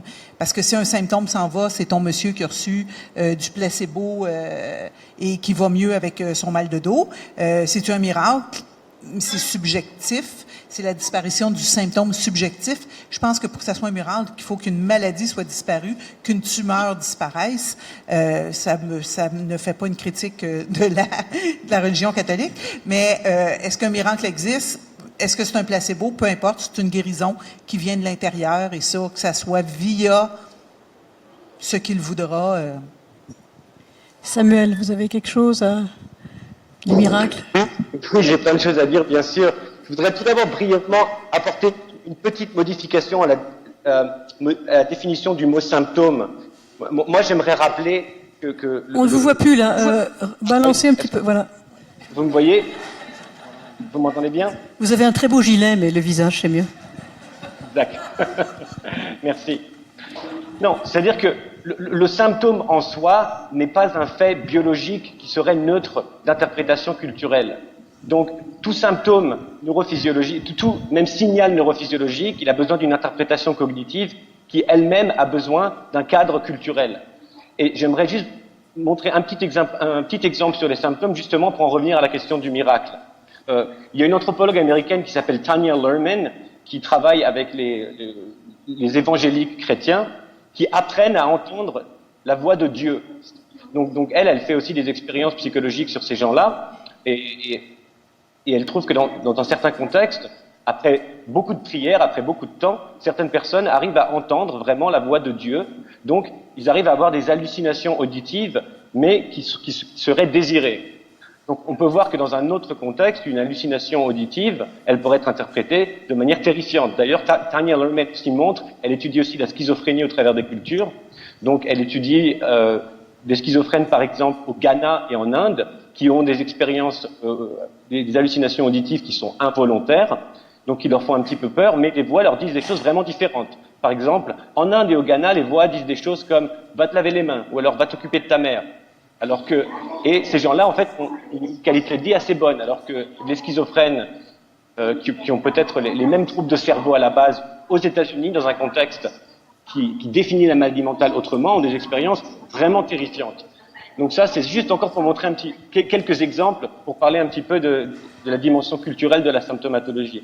Alors après, pour en revenir à la religion, est-ce que la guérison spontanée dans un contexte religieux serait un effet placebo? Moi, je dirais oui. Simplement, je me rends compte que pour beaucoup de personnes pour lesquelles cette signification religieuse est importante, ça a l'air condescendant. De la même manière que même dans un contexte médical, souvent on va dire « Ah, ça a marché à cause du placebo, donc ça marche pas, donc c'est faux ». Donc je pense que c'est aussi un bon moment maintenant pour essayer de redéfinir l'effet placebo. Moi, je ne sais même pas si le mot placebo lui-même, étant donné son bagage culturel, est vraiment judicieux. Je pense que l'effet placebo lui-même est un miracle, le corps humain est un miracle, le corps humain, sa manière de répondre aux croyances collectives est un miracle, mais peut-être on a besoin d'un autre mot que l'effet placebo pour décrire ça. Merci beaucoup. Et Je vais juste ajouter un petit mot, je trouve c'est important. Écoutez, moi, ce que je me dis, quand vous posez des questions de ce type-là, par exemple le miracle, il y a une chose que vous devez retenir. Il n'y a personne d'entre nous ici qui est capable de répondre à ça. On n'a pas les compétences pour répondre à ça. Mais on vous donne un avis sur la composante des attentes sur ce qui peut arriver. Et ça vous enlève pas du tout le droit de penser que le miracle, c'est un effet de quelqu'un ou quoi que ce soit. Et c'est important de savoir, parce que moi, j'ai été très impressionné. J'ai vu un grand conférencier, Hubert Reeves, qui s'était fait poser des questions de ce type-là, qui avait dit, les pires personnes pour répondre à ça, c'est les scientifiques. Donc, nous, on va toujours découper ça en morceaux, puis on va vous expliquer ça avec notre perception. Je voulais juste ajouter cette information. Non, mais c'est un bel ajout. Et on va prendre une autre question, madame. Oui, bonjour. Moi, j'ai une question par rapport, en fait, à la vérité. C'est plus, en fait, une histoire que moi-même j'ai vécue. Fait que, plus jeune, mon médecin avait l'habitude de me donner des produits homéopathiques. Puis, quand j'étais jeune, je pensais vraiment que ça fonctionnait. Fait que pour moi, à chaque fois, je voyais des effets, puis je me sentais vraiment bien après, puis ma maman me donnait du thé ou de la soupe, en tout cas, je me sentais vraiment bien. Après avoir fait un bac en biologie, en immunologie, on nous bâche énormément à quel point les produits, comme utiliser des produits homéopathiques, c'est vraiment pas si bon que ça, en tout cas que ça fait rien du tout, en fait, on parlait un petit peu de l'effet placebo, mais pas tant que ça. Puis en fait, finalement, j'ai été voir mon médecin pour lui dire « Pourquoi tu me donnes des produits homéopathiques ?» Puis elle me disait « Écoute, tu as une grippe, avec ou sans médicaments, ça dure une semaine, puis c'est tout. » Puis j'ai réfléchi à ça, puis je me suis dit « Effectivement, dans un pays où on est habitué à prendre des médicaments à chaque fois, comme c'est peut-être vraiment bien de finalement prendre même si c'est une pilule de sucre, mais c'est bien parce que on s'attend à avoir une pilule, fait que si on ne nous donne pas de pilule, puis moi, si on m'avait dit plus jeune, écoute, je te donne pas de pilule parce que tu vas chez le médecin, on te donne pas de pilule parce que tu vas guérir de toi-même, j'aurais trouvé ça un petit peu drôle, puis je me serais dit, les médecins, ça sert à rien. Alors qu'avec une pilule homéopathique, et j'ai fait du cheminement après, puis je comprends pour la vérité, pour dire que c'est bien de jouer avec, mais ça dépend du patient, parce que si tu n'as pas les connaissances pour te dire, effectivement, mon corps peut le faire, il y a beaucoup de gens qui vont se dire, les médecins, ça ne sert à rien, finalement, on ne connaît pas beaucoup de choses, il y a beaucoup de limites, puis qu'est-ce que je vais faire dans le futur? Fait que plus un débat par rapport à la vérité pour dire que ça dépend peut-être du type de patient. C'est vrai que quand tu es scientifique, c'est bien de savoir la vérité, puis de dire, OK, ça va être du placebo, mais pour d'autres types de personnes, c'est peut-être bien de juste donner une petite pilule sucrée. Je suis sûre qu'il y en a plusieurs qui vont réagir à ça. Alors, est-ce que les placebos, c'est une façon d'éviter la prolifération de pilules tout en donnant des pilules?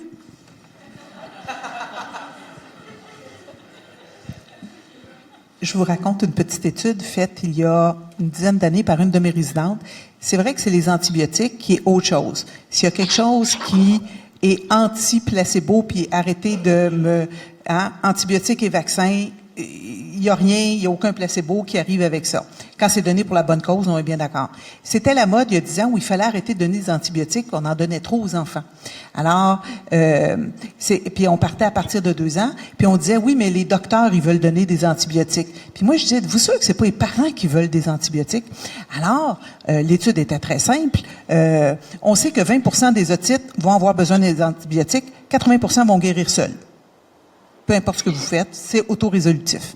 Donc, on a fait une belle étude où est-ce qu'on a donné à la salle d'urgence, on a dit, votre enfant a une otite, mais essayez donc un petit 2 jours d'ibuprofène, puis si ça marche pas, vous l'avez déjà, la prescription, vous pourrez aller l'acheter à la pharmacie. Mais il partait avec, là. Le moral de l'histoire, seulement 10 parents sont allés l'acheter. 80% ont guéri seuls. Une maman. Ils ont la prescription, elle est là. Si ça va mal, je vais pouvoir y aller. Et finalement, il y a seulement 8 enfants qui l'ont reçu, leur antibiotique. Maintenant, c'est de plus en plus facile. Fait qu'à savoir, est-ce que c'est l'enfant qui veut sa granule homéopathique ou c'est le médecin qui veut y donner? Il faut savoir que de prescrire une pilule, c'est bien plus rapide. Tiens, prends ça, ça va aller mieux. Bye, next. Avec Barrette, faut agir comme ça.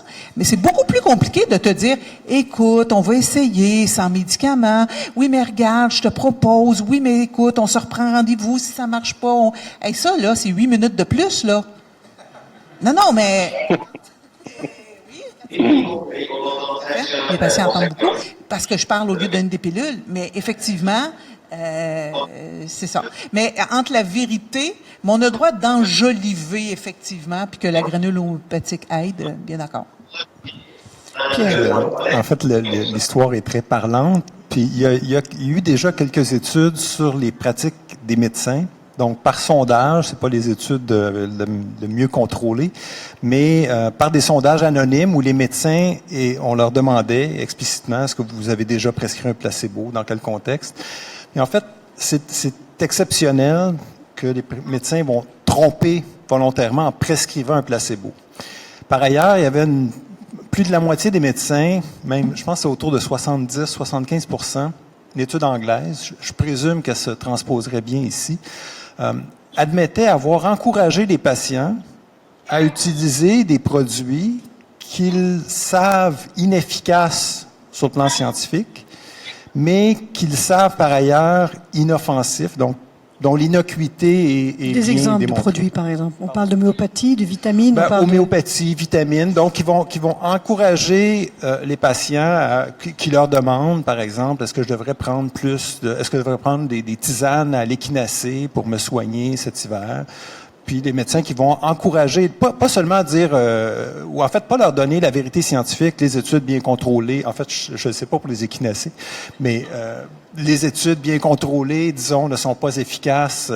Ils vont pas donc leur donner les faits scientifiques, mais sachant que ce que le patient propose ou vient chercher est inoffensif par ailleurs, vont encourager quand même cette pratique-là.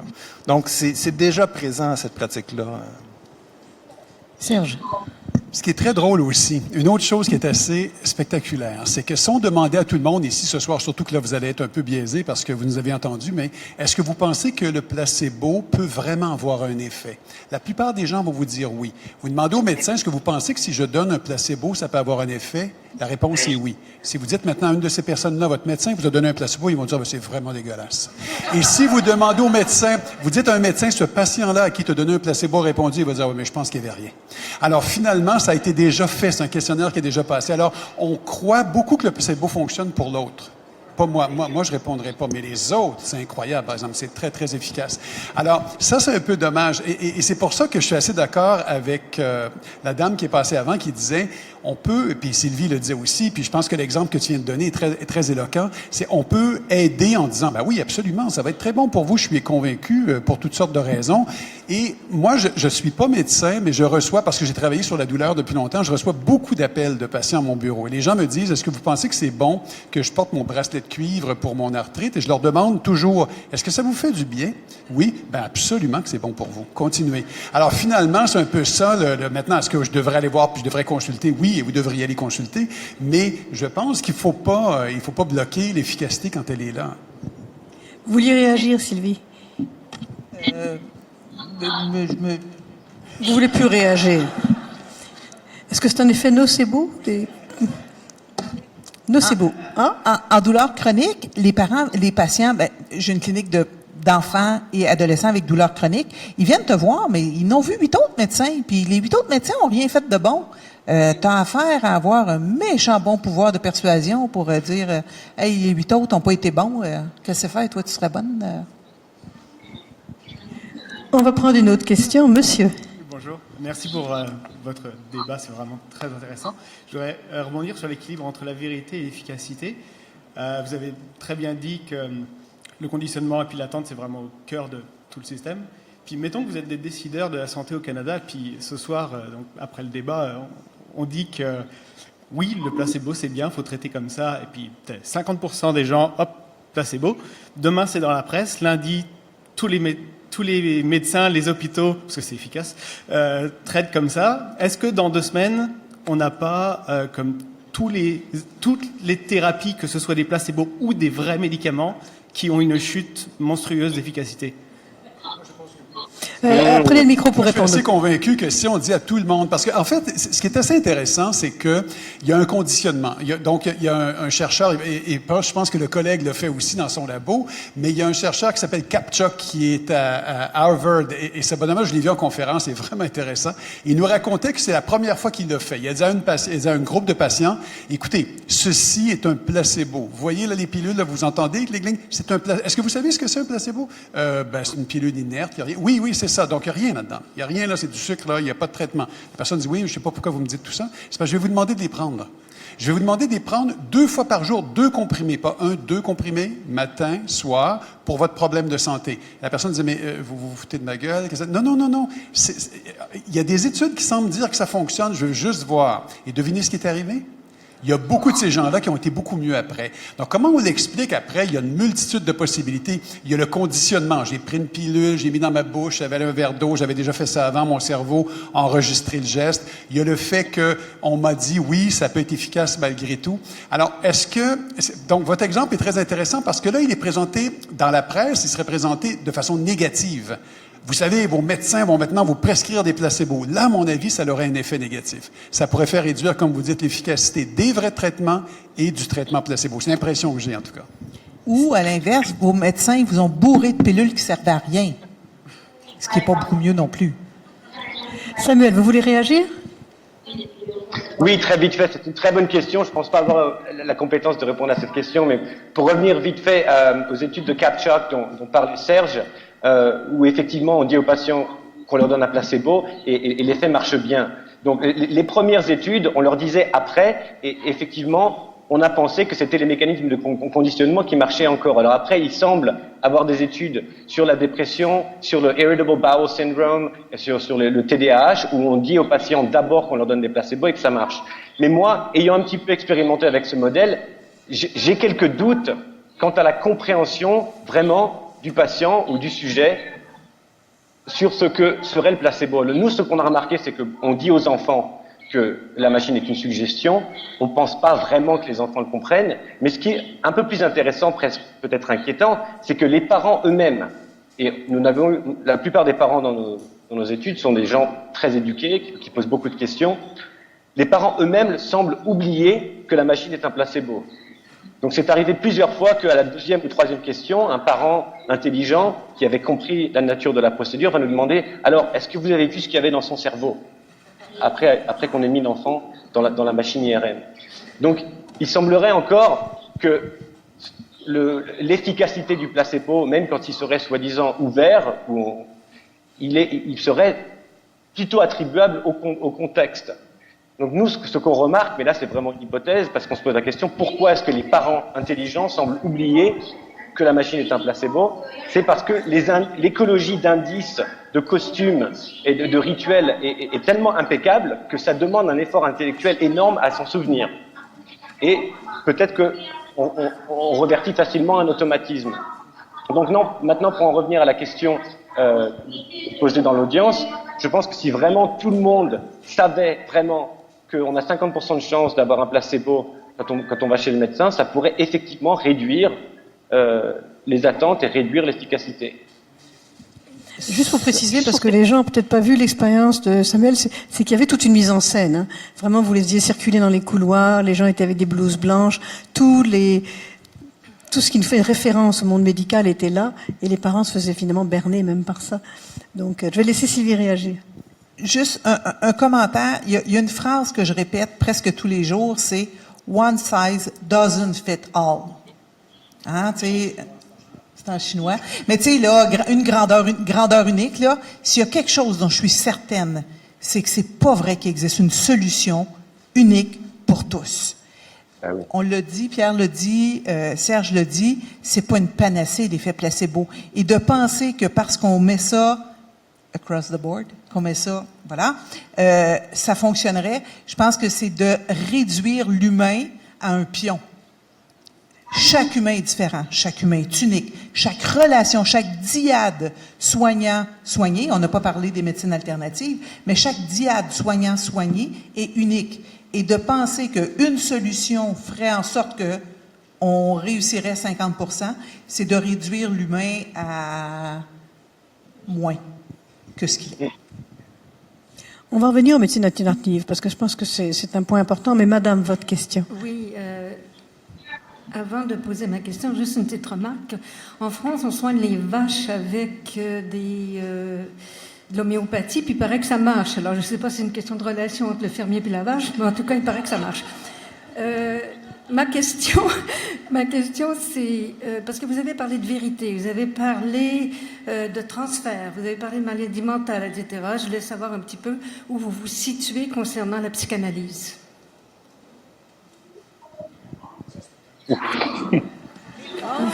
En fait, moi, je pourrais pas me positionner parce que je me sentirais pas compétent de me positionner par rapport à la psychanalyse.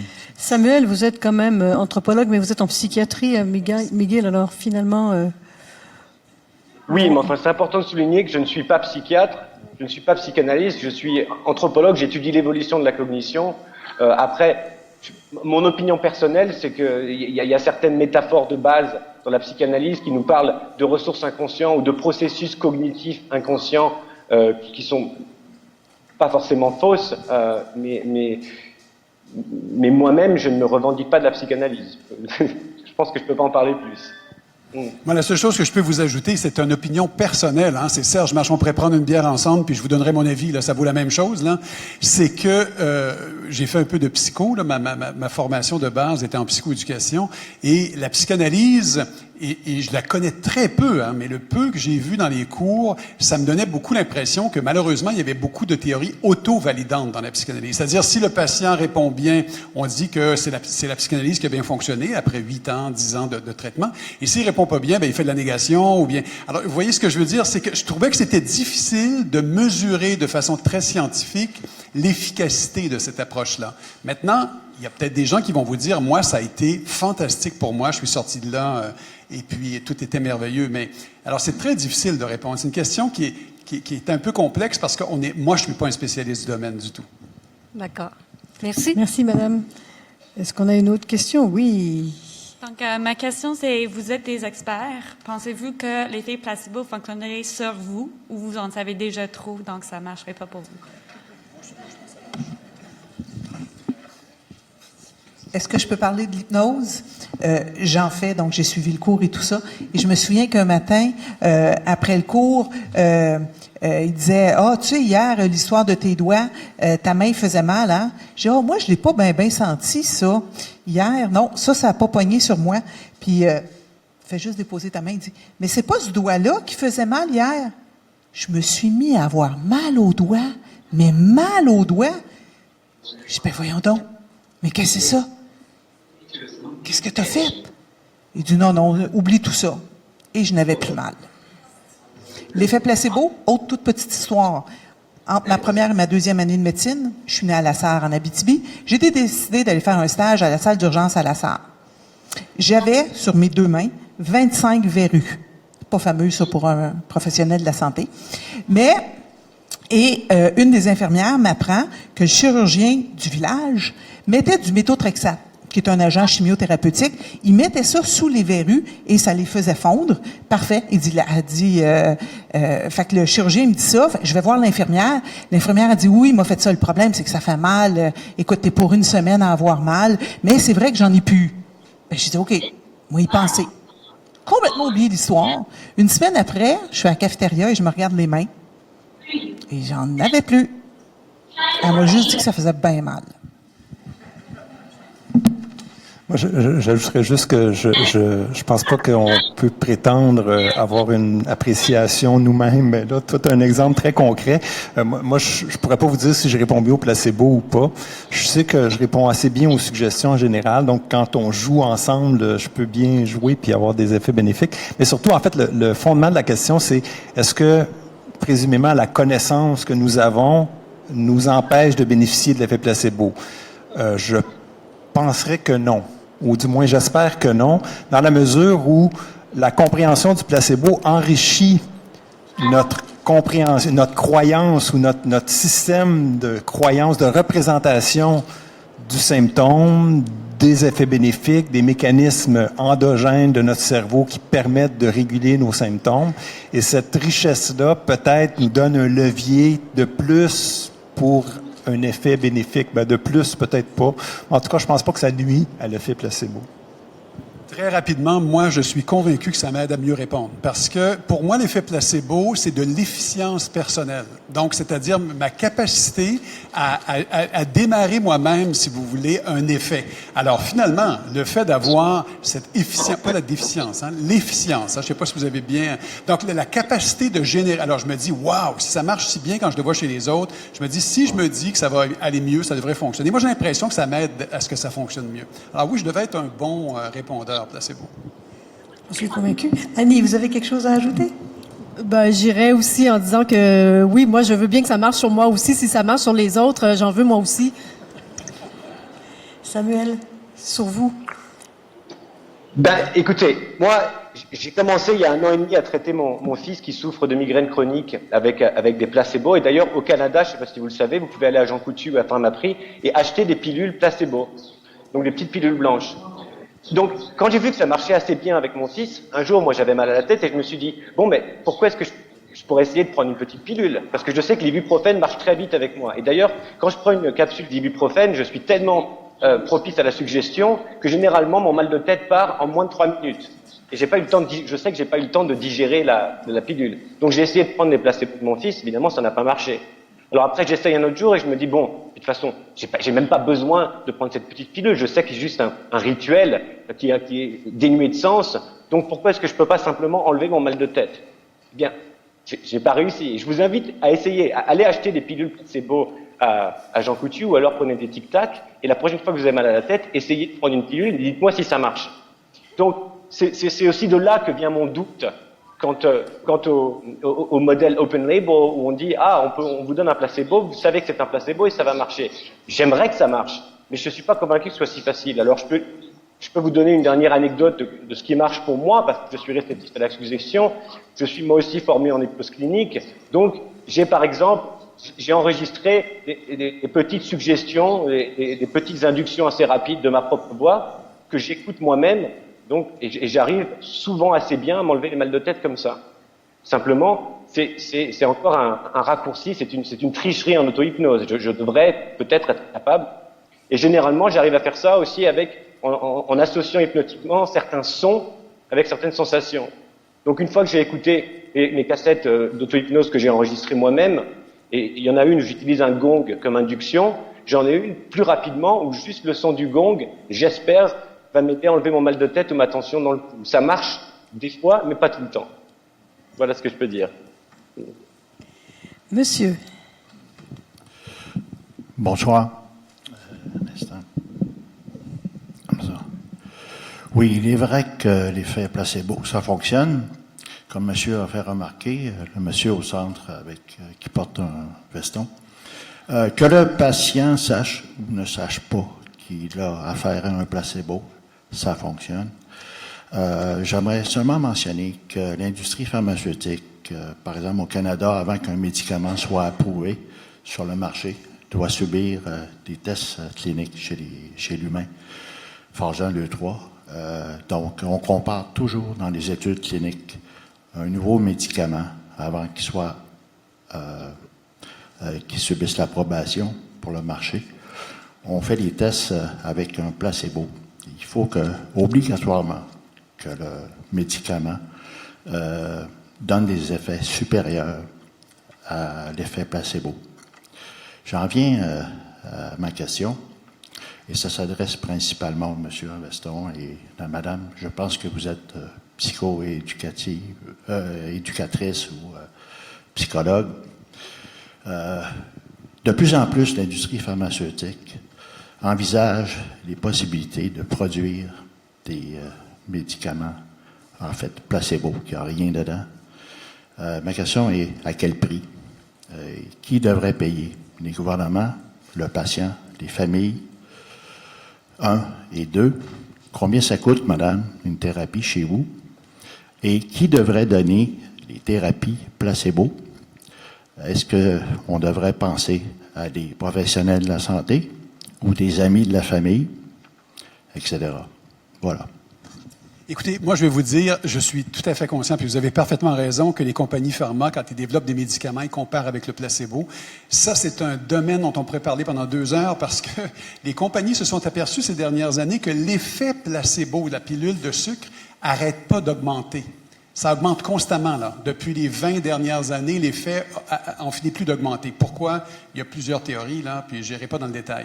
Donc, oui, le médicament, généralement, doit dépasser le placebo. Maintenant, de fabriquer un placebo, de donner un traitement dans lequel il n'y a pas de traitement actif, de produire ça et de le vendre, ça, je ne suis pas au courant. En tout cas, s'il y a des gens qui le font, ça existe pour faire des études, mais de faire ça pour les vendre, je ne comprendrais pas trop. Et comme je disais au début, moi, à mon avis, c'est inutile de donner, c'est mon avis à moi, là, mais c'est inutile de donner la pilule de sucre au patient, parce que vous pouvez lui donner le vrai traitement et ajouter l'effet des attentes dessus, l'effet placebo. Alors, mon opinion à moi, c'est que ça ne sert à rien de vous faire payer pour acheter une pilule de sucre. On a juste à vous vendre la vraie pilule dans laquelle on pense qu'il y a un effet réel, dans laquelle on est convaincu qu'il y en a un, puis on pense qu'il y a des molécules qui vont vous aider, et il va s'ajouter à ça l'effet des attentes. Alors, je ne verrais pas pourquoi, moi, on vendrait aux gens des pilules de sucre à gros prix ou des pilules qui sont inefficaces. Je rajouterais, par contre, où là, j'achète l'idée, c'est que l'obligation des compagnies pharmaceutiques à utiliser l'effet placebo fait que ça coûte, c'est faramineux. Écoutez, j'avais une nouvelle molécule sur la douleur, c'est 6 000 $ par patient. Je suis allée le voir 4 fois pour y faire 4 prises de sang, c'était 6 000 $ parce qu'il y avait tellement de flafla, d'administratif et de légal autour de la chose. Donc, c'est pas la pilule, mais ce que ça coûte aux compagnies pharmaceutiques pour utiliser le placebo. La deuxième truc, c'était, je suis pas du tout psychothérapeute, en passant, je suis pédiatre, mais ce qui est prouvé, c'est que peu importe la psychothérapie que vous faites, que vous fassiez du psychodynamique, que vous fassiez de l'humanisme, que vous fassiez du CBT, là, merci, ça. Je suis plus capable de parler. Que vous fassiez ça, ce qui compte, c'est l'attachement à votre thérapeute et non pas la thérapie que vous utilisez. troisième réponse à cela. Je partage, Serge et moi, une étudiante ostéopathe à la maîtrise qui a étudié l'effet du toucher chez les femmes fibromyalgiques. Ce qu'elle a prouvé, c'est que ça diminue la douleur, peu importe ce qu'elle fait. Elle a essayé de comparer un vrai traitement ostéopathique, elle est ostéopathe depuis 15 ans, à un traitement placebo. Elle dit, je massais. Mais le patient, il ne sait pas qu'elle masse ou qu'elle fait un traitement placebo. Et comment est-ce que tu le sais? Le patient ne sait pas. Elle le sait, mais oui, voilà. Tout le monde a été mieux.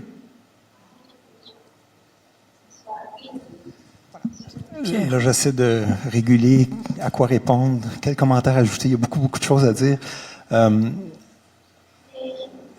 En fait, une des questions qui est très préoccupante, c'est l'idée de sanctionner la pratique de l'intervention placebo.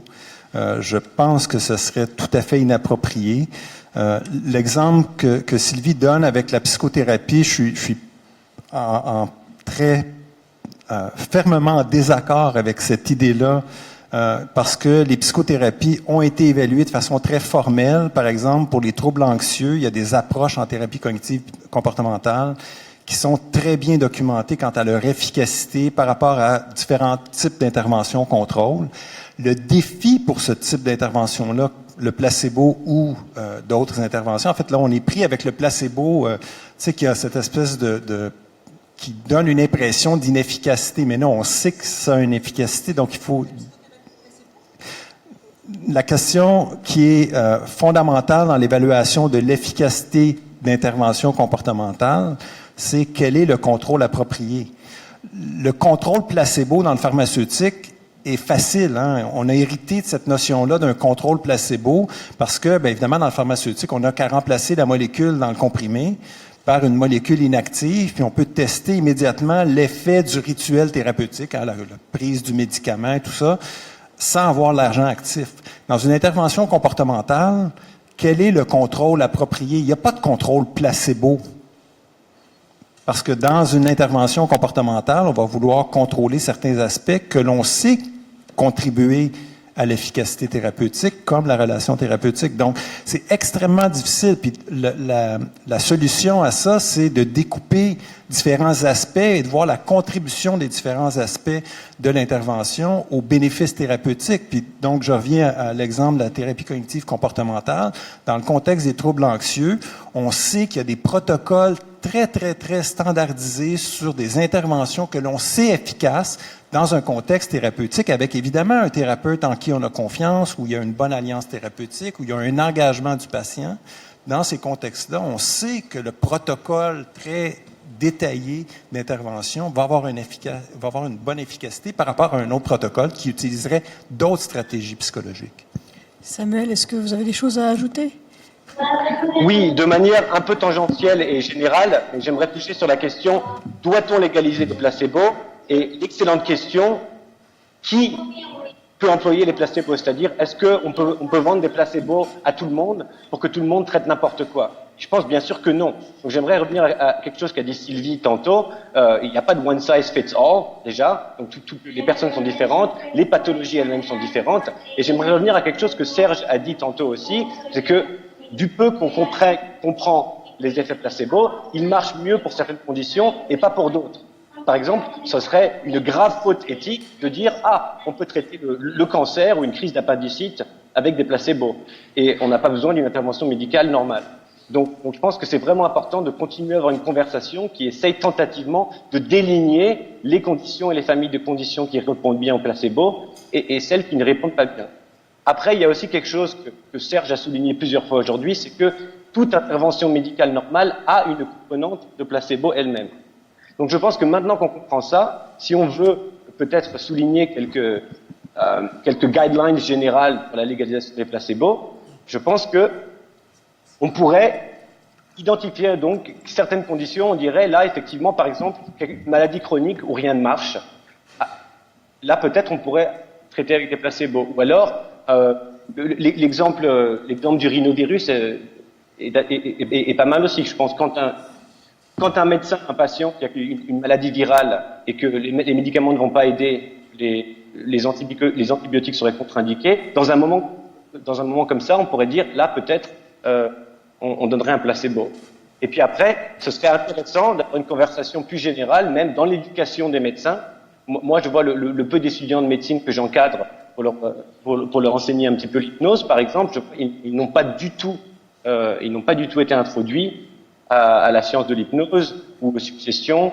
Même ils ont rarement dans leur éducation médicale des conversations pour pouvoir apprécier la dimension de suggestion dans toute intervention médicale. Donc, je pense que cette dimension-là, elle est importante et il faudrait justement peut-être avoir certaines guidelines en place pour aider les médecins à dire, voilà comme tu peux apporter un effet placebo supérieur en utilisant la suggestion. Merci beaucoup. Monsieur.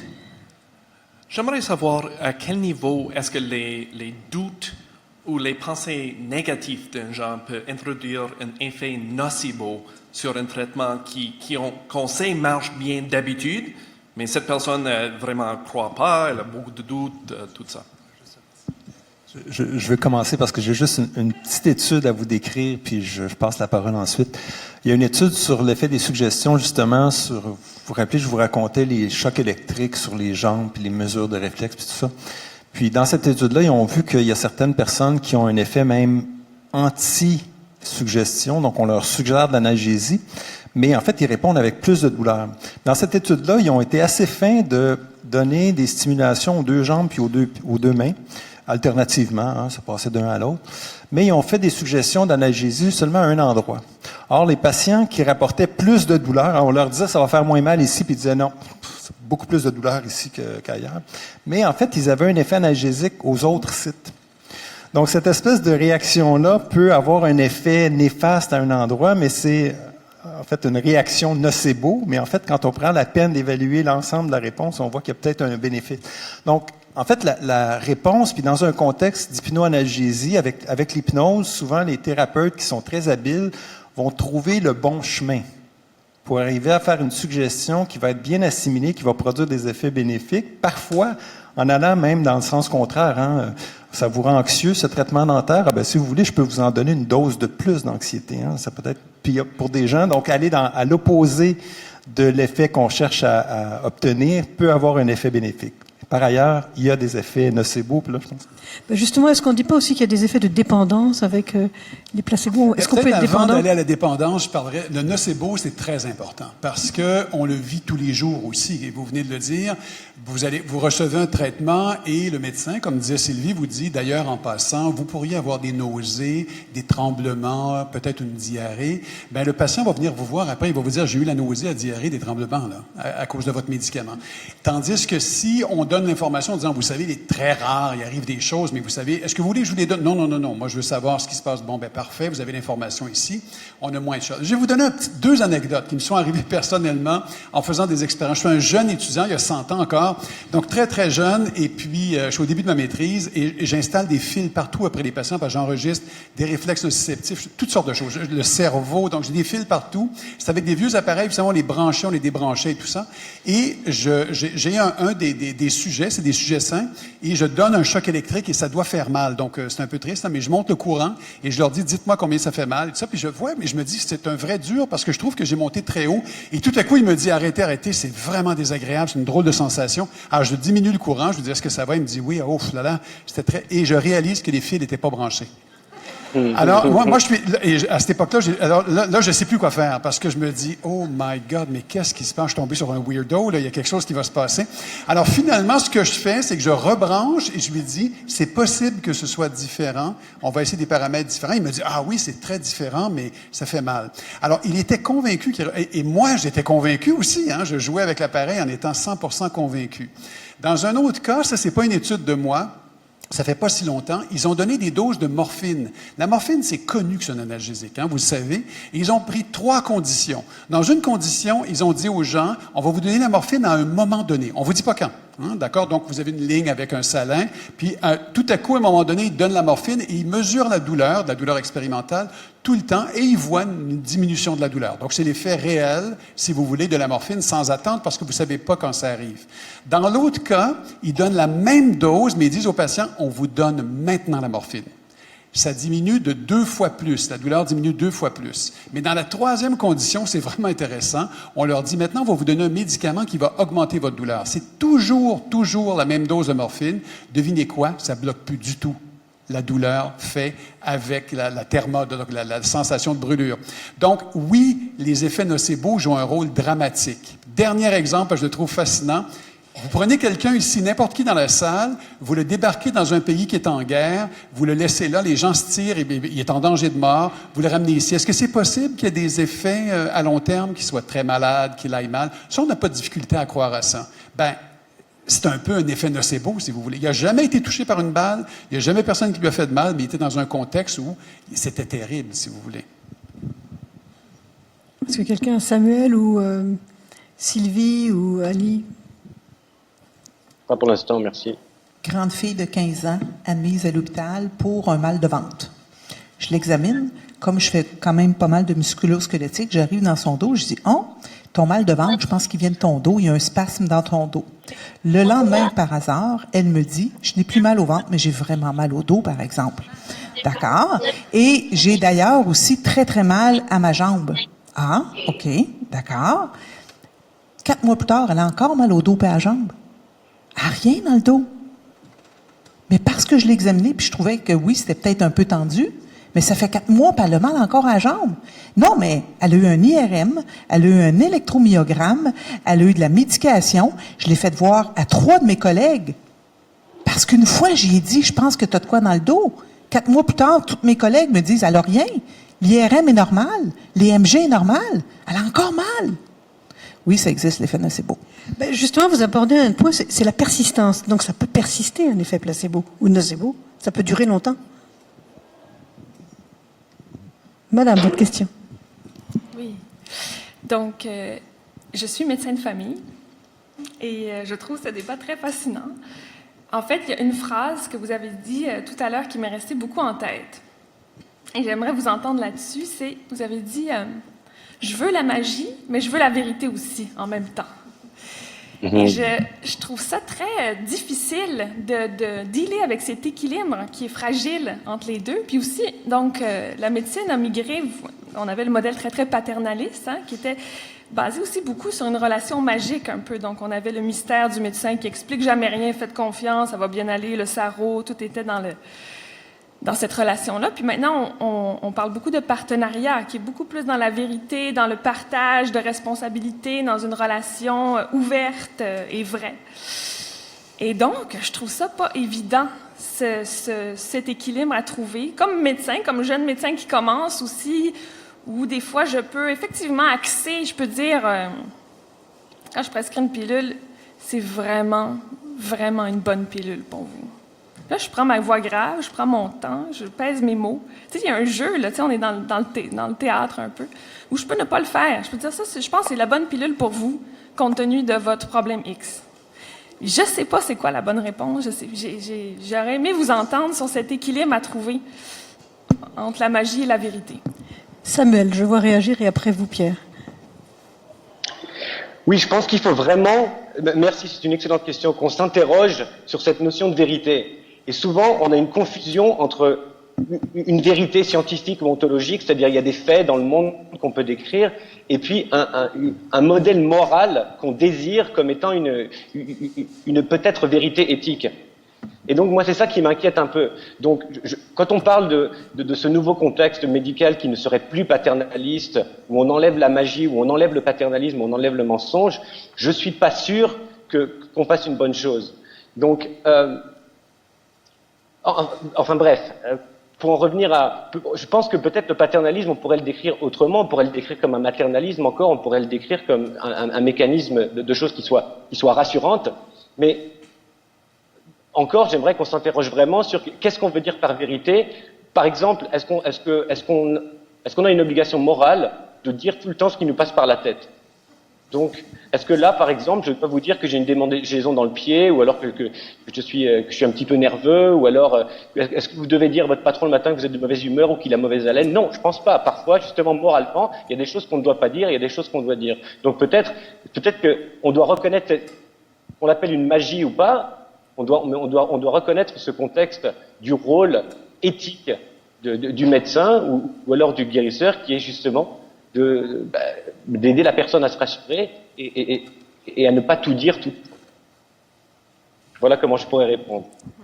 Annie, plutôt, oui. Oui, alors toute vérité n'est pas nécessairement bonne à dire. Effectivement, j'ai le pied gauche qui chauffe un peu. Oui, c'est ça. Hein? Donc, en fait, c'est toute vérité. On peut tout dire, mais tout n'est pas important à dire, puis tout ne doit pas être dit tout en même temps. Donc, on peut choisir à quel moment on donne l'information ou de quelle façon on le fait. Je pense qu'il est possible d'avoir les deux, d'avoir la vérité et d'avoir la magie. Et oui, l'équilibre est difficile et l'équilibre n'a pas besoin d'être parfait. Et il peut tendre vers cet équilibre-là. Ça n'a pas besoin d'être un équilibre qui est parfait en tout temps. Comme patiente, je suis partenaire de mes soins, partenaire des soins de ma fille. Donc, je veux savoir, je veux avoir l'heure juste. Je veux aussi bénéficier de l'expertise du médecin qui va m'assurer que oui, ce médicament-là fonctionne. Et je ne veux pas le mensonge qui irait à l'opposé de ça, de m'inventer une réalité qui n'existe pas. Donc, je cherche l'expertise que je n'ai pas comme parent. J'ai l'expertise d'être soignante, j'ai l'expertise de bien connaître mon enfant, de connaître ses symptômes et tout ça. Mais je vais à la recherche j'ai besoin d'être accompagnée, de savoir qu'est-ce qui est proposé, qu'est-ce qu'on peut faire. Et dans cet échange-là, la magie est là. Plutôt qu'équilibre, j'utiliserais le mot art, A-R-T. Il y a des fois, et surtout en maladie chronique, où est-ce que tu vois le même patient 200, 300, 50 fois, peu importe. Il y a des fois où tu réalises qu'ici, là, une bonne dose de magie, là, de paternalisme, là, aujourd'hui, là, à 3h15 avec lui, là, c'est ça qu'il a besoin. Mais dans 3 mois, quand tu vas revenir pour un autre symptôme, non, là, ça va être du pur, regarde, ça va faire la job, puis ça va être correct, puis on va être dans la vérité, ça, c'est mieux que ça. Mais c'est tout dans l'art. Je racontais tantôt que chaque dyade est différente, mais chaque contexte de dyade est différente.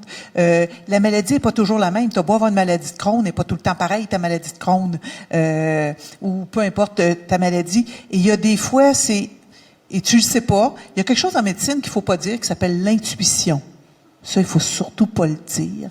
Des fois, les étudiants me regardent et disent, tu sais, cette patiente-là, elle t'écoute jamais, tu vas faire quoi aujourd'hui? Je sais pas. Je rentre. Puis aujourd'hui, ça sera ça. C'est cette qui est, des fois, c'est la magie. Des fois, c'est la vérité. Et c'est un tango. C'est un tango qui se danse parfois à des rythmes plus rapides, parfois plus lents, puis parfois on se pile sur les pieds. Le réflexe de retirer ou non dépend de ce qui aura été induit. Une belle image, Pierre. Oui, en fait, moi, j'ajouterais juste la recherche de certitude. C'est plus ce qu'on cherche quand on va consulter un médecin, je pense. On cherche plus cette certitude-là, l'autorité suprême sur la santé, la maladie, puis comment y remédier à la maladie. Donc, en fait, le doute dans un contexte comme ça, de tango, où certaines fois il faut diriger, puis d'autres fois il faut se laisser diriger, puis écouter, je pense que c'est peut-être la meilleure solution, mais surtout pas vous demander d'avoir la certitude et d'afficher une certitude face à ce qui est le mieux pour le patient. Ça vous enlèvera du poids, puis ça vous permettra peut-être de laisser monter l'intuition qui est la bonne stratégie. Quelle sera la bonne stratégie à quel moment avec quel patient? Oui, bien sûr. Moi, j'ai un professeur de psychologie pour qui j'ai beaucoup d'admiration, qui a donné des formations, y compris à des médecins, qui m'avait appris une chose. Il y a une fenêtre qu'il faut respecter. C'est-à-dire, si vous dites au patient, « Ah, cette pilule-là, écoutez, c'est fantastique. Ça, avec ça, là, vous devriez plus avoir de symptômes du tout. Le moindre symptôme, il va venir vous voir en vous disant, vous m'avez menti, vous n'êtes pas très bonne. » Alors, finalement, si, au contraire, vous dites, écoutez, moi, j'ai vu ça, d'ailleurs, je l'ai vu, là, j'ai consulté à un moment donné pour un problème de santé, j'ai vu un cardiologue à Sherbrooke, je vous donne pas, j'ai eu 30%. Hey, wow, c'est extra, on est dans la bonne route. Donc, finalement, ce qui est intéressant, je trouve, dans cette approche-là, c'est que vous mentez pas. Vous essayez d'aller chercher les faits, mais vous me faites réaliser aussi que mes attentes sont peut-être beaucoup trop élevées, donc vous m'amenez dans une fenêtre qui est réalisable. Puis là, l'effet placebo, il va vous aider là, à ce moment-là. J'aime bien l'idée des pourcentages, justement. On ne sait pas noir, blanc, oui, ça marche ou pas. Ça marche un peu, peut-être, beaucoup. Samuel, un petit mot de conclusion, parce que avant de prendre l'avion? Oui. Je dirais que peut-être, effectivement, je suis pas sûr que le mot équilibre, que la recherche de l'équilibre entre le patient et le médecin soit une bonne chose, parce qu'encore, je pense qu'il faut reconnaître que le patient et le médecin ne sont pas égaux. Et on parle ici simplement d'une hiérarchie de compétences et d'une hiérarchie d'attente. On ne parle pas d'une hiérarchie morale de qui est une meilleure personne que l'autre. Et je pense que si on réalise ces choses-là, c'est plus facile de se mettre d'accord sur le gros pouvoir, le gros potentiel qu'a le médecin ou le guérisseur à utiliser ses pouvoirs ses pouvoirs de placebo, mais en fait à implicitement inviter le malade à utiliser les ressources qu'elle a en elle-même. Voilà. C'est amusant d'ailleurs parce que vous mettez médecin, guérisseur, on est vraiment dans le rituel. Écoutez, on va conclure là-dessus. Une dernière question, monsieur, rapidement. Oui, rapidement. Oui. À différents moments, cette relation patient-médecin a été soulevée. Madame, vous avez dit, tout le monde est d'accord avec ça, un patient c'est unique. Et puis, vous avez dit un peu plus tard que le même patient est différent à chaque fois. Puis, et ça me fait penser à une chose. Est-ce qu'on, dans cette relation patient-médecin,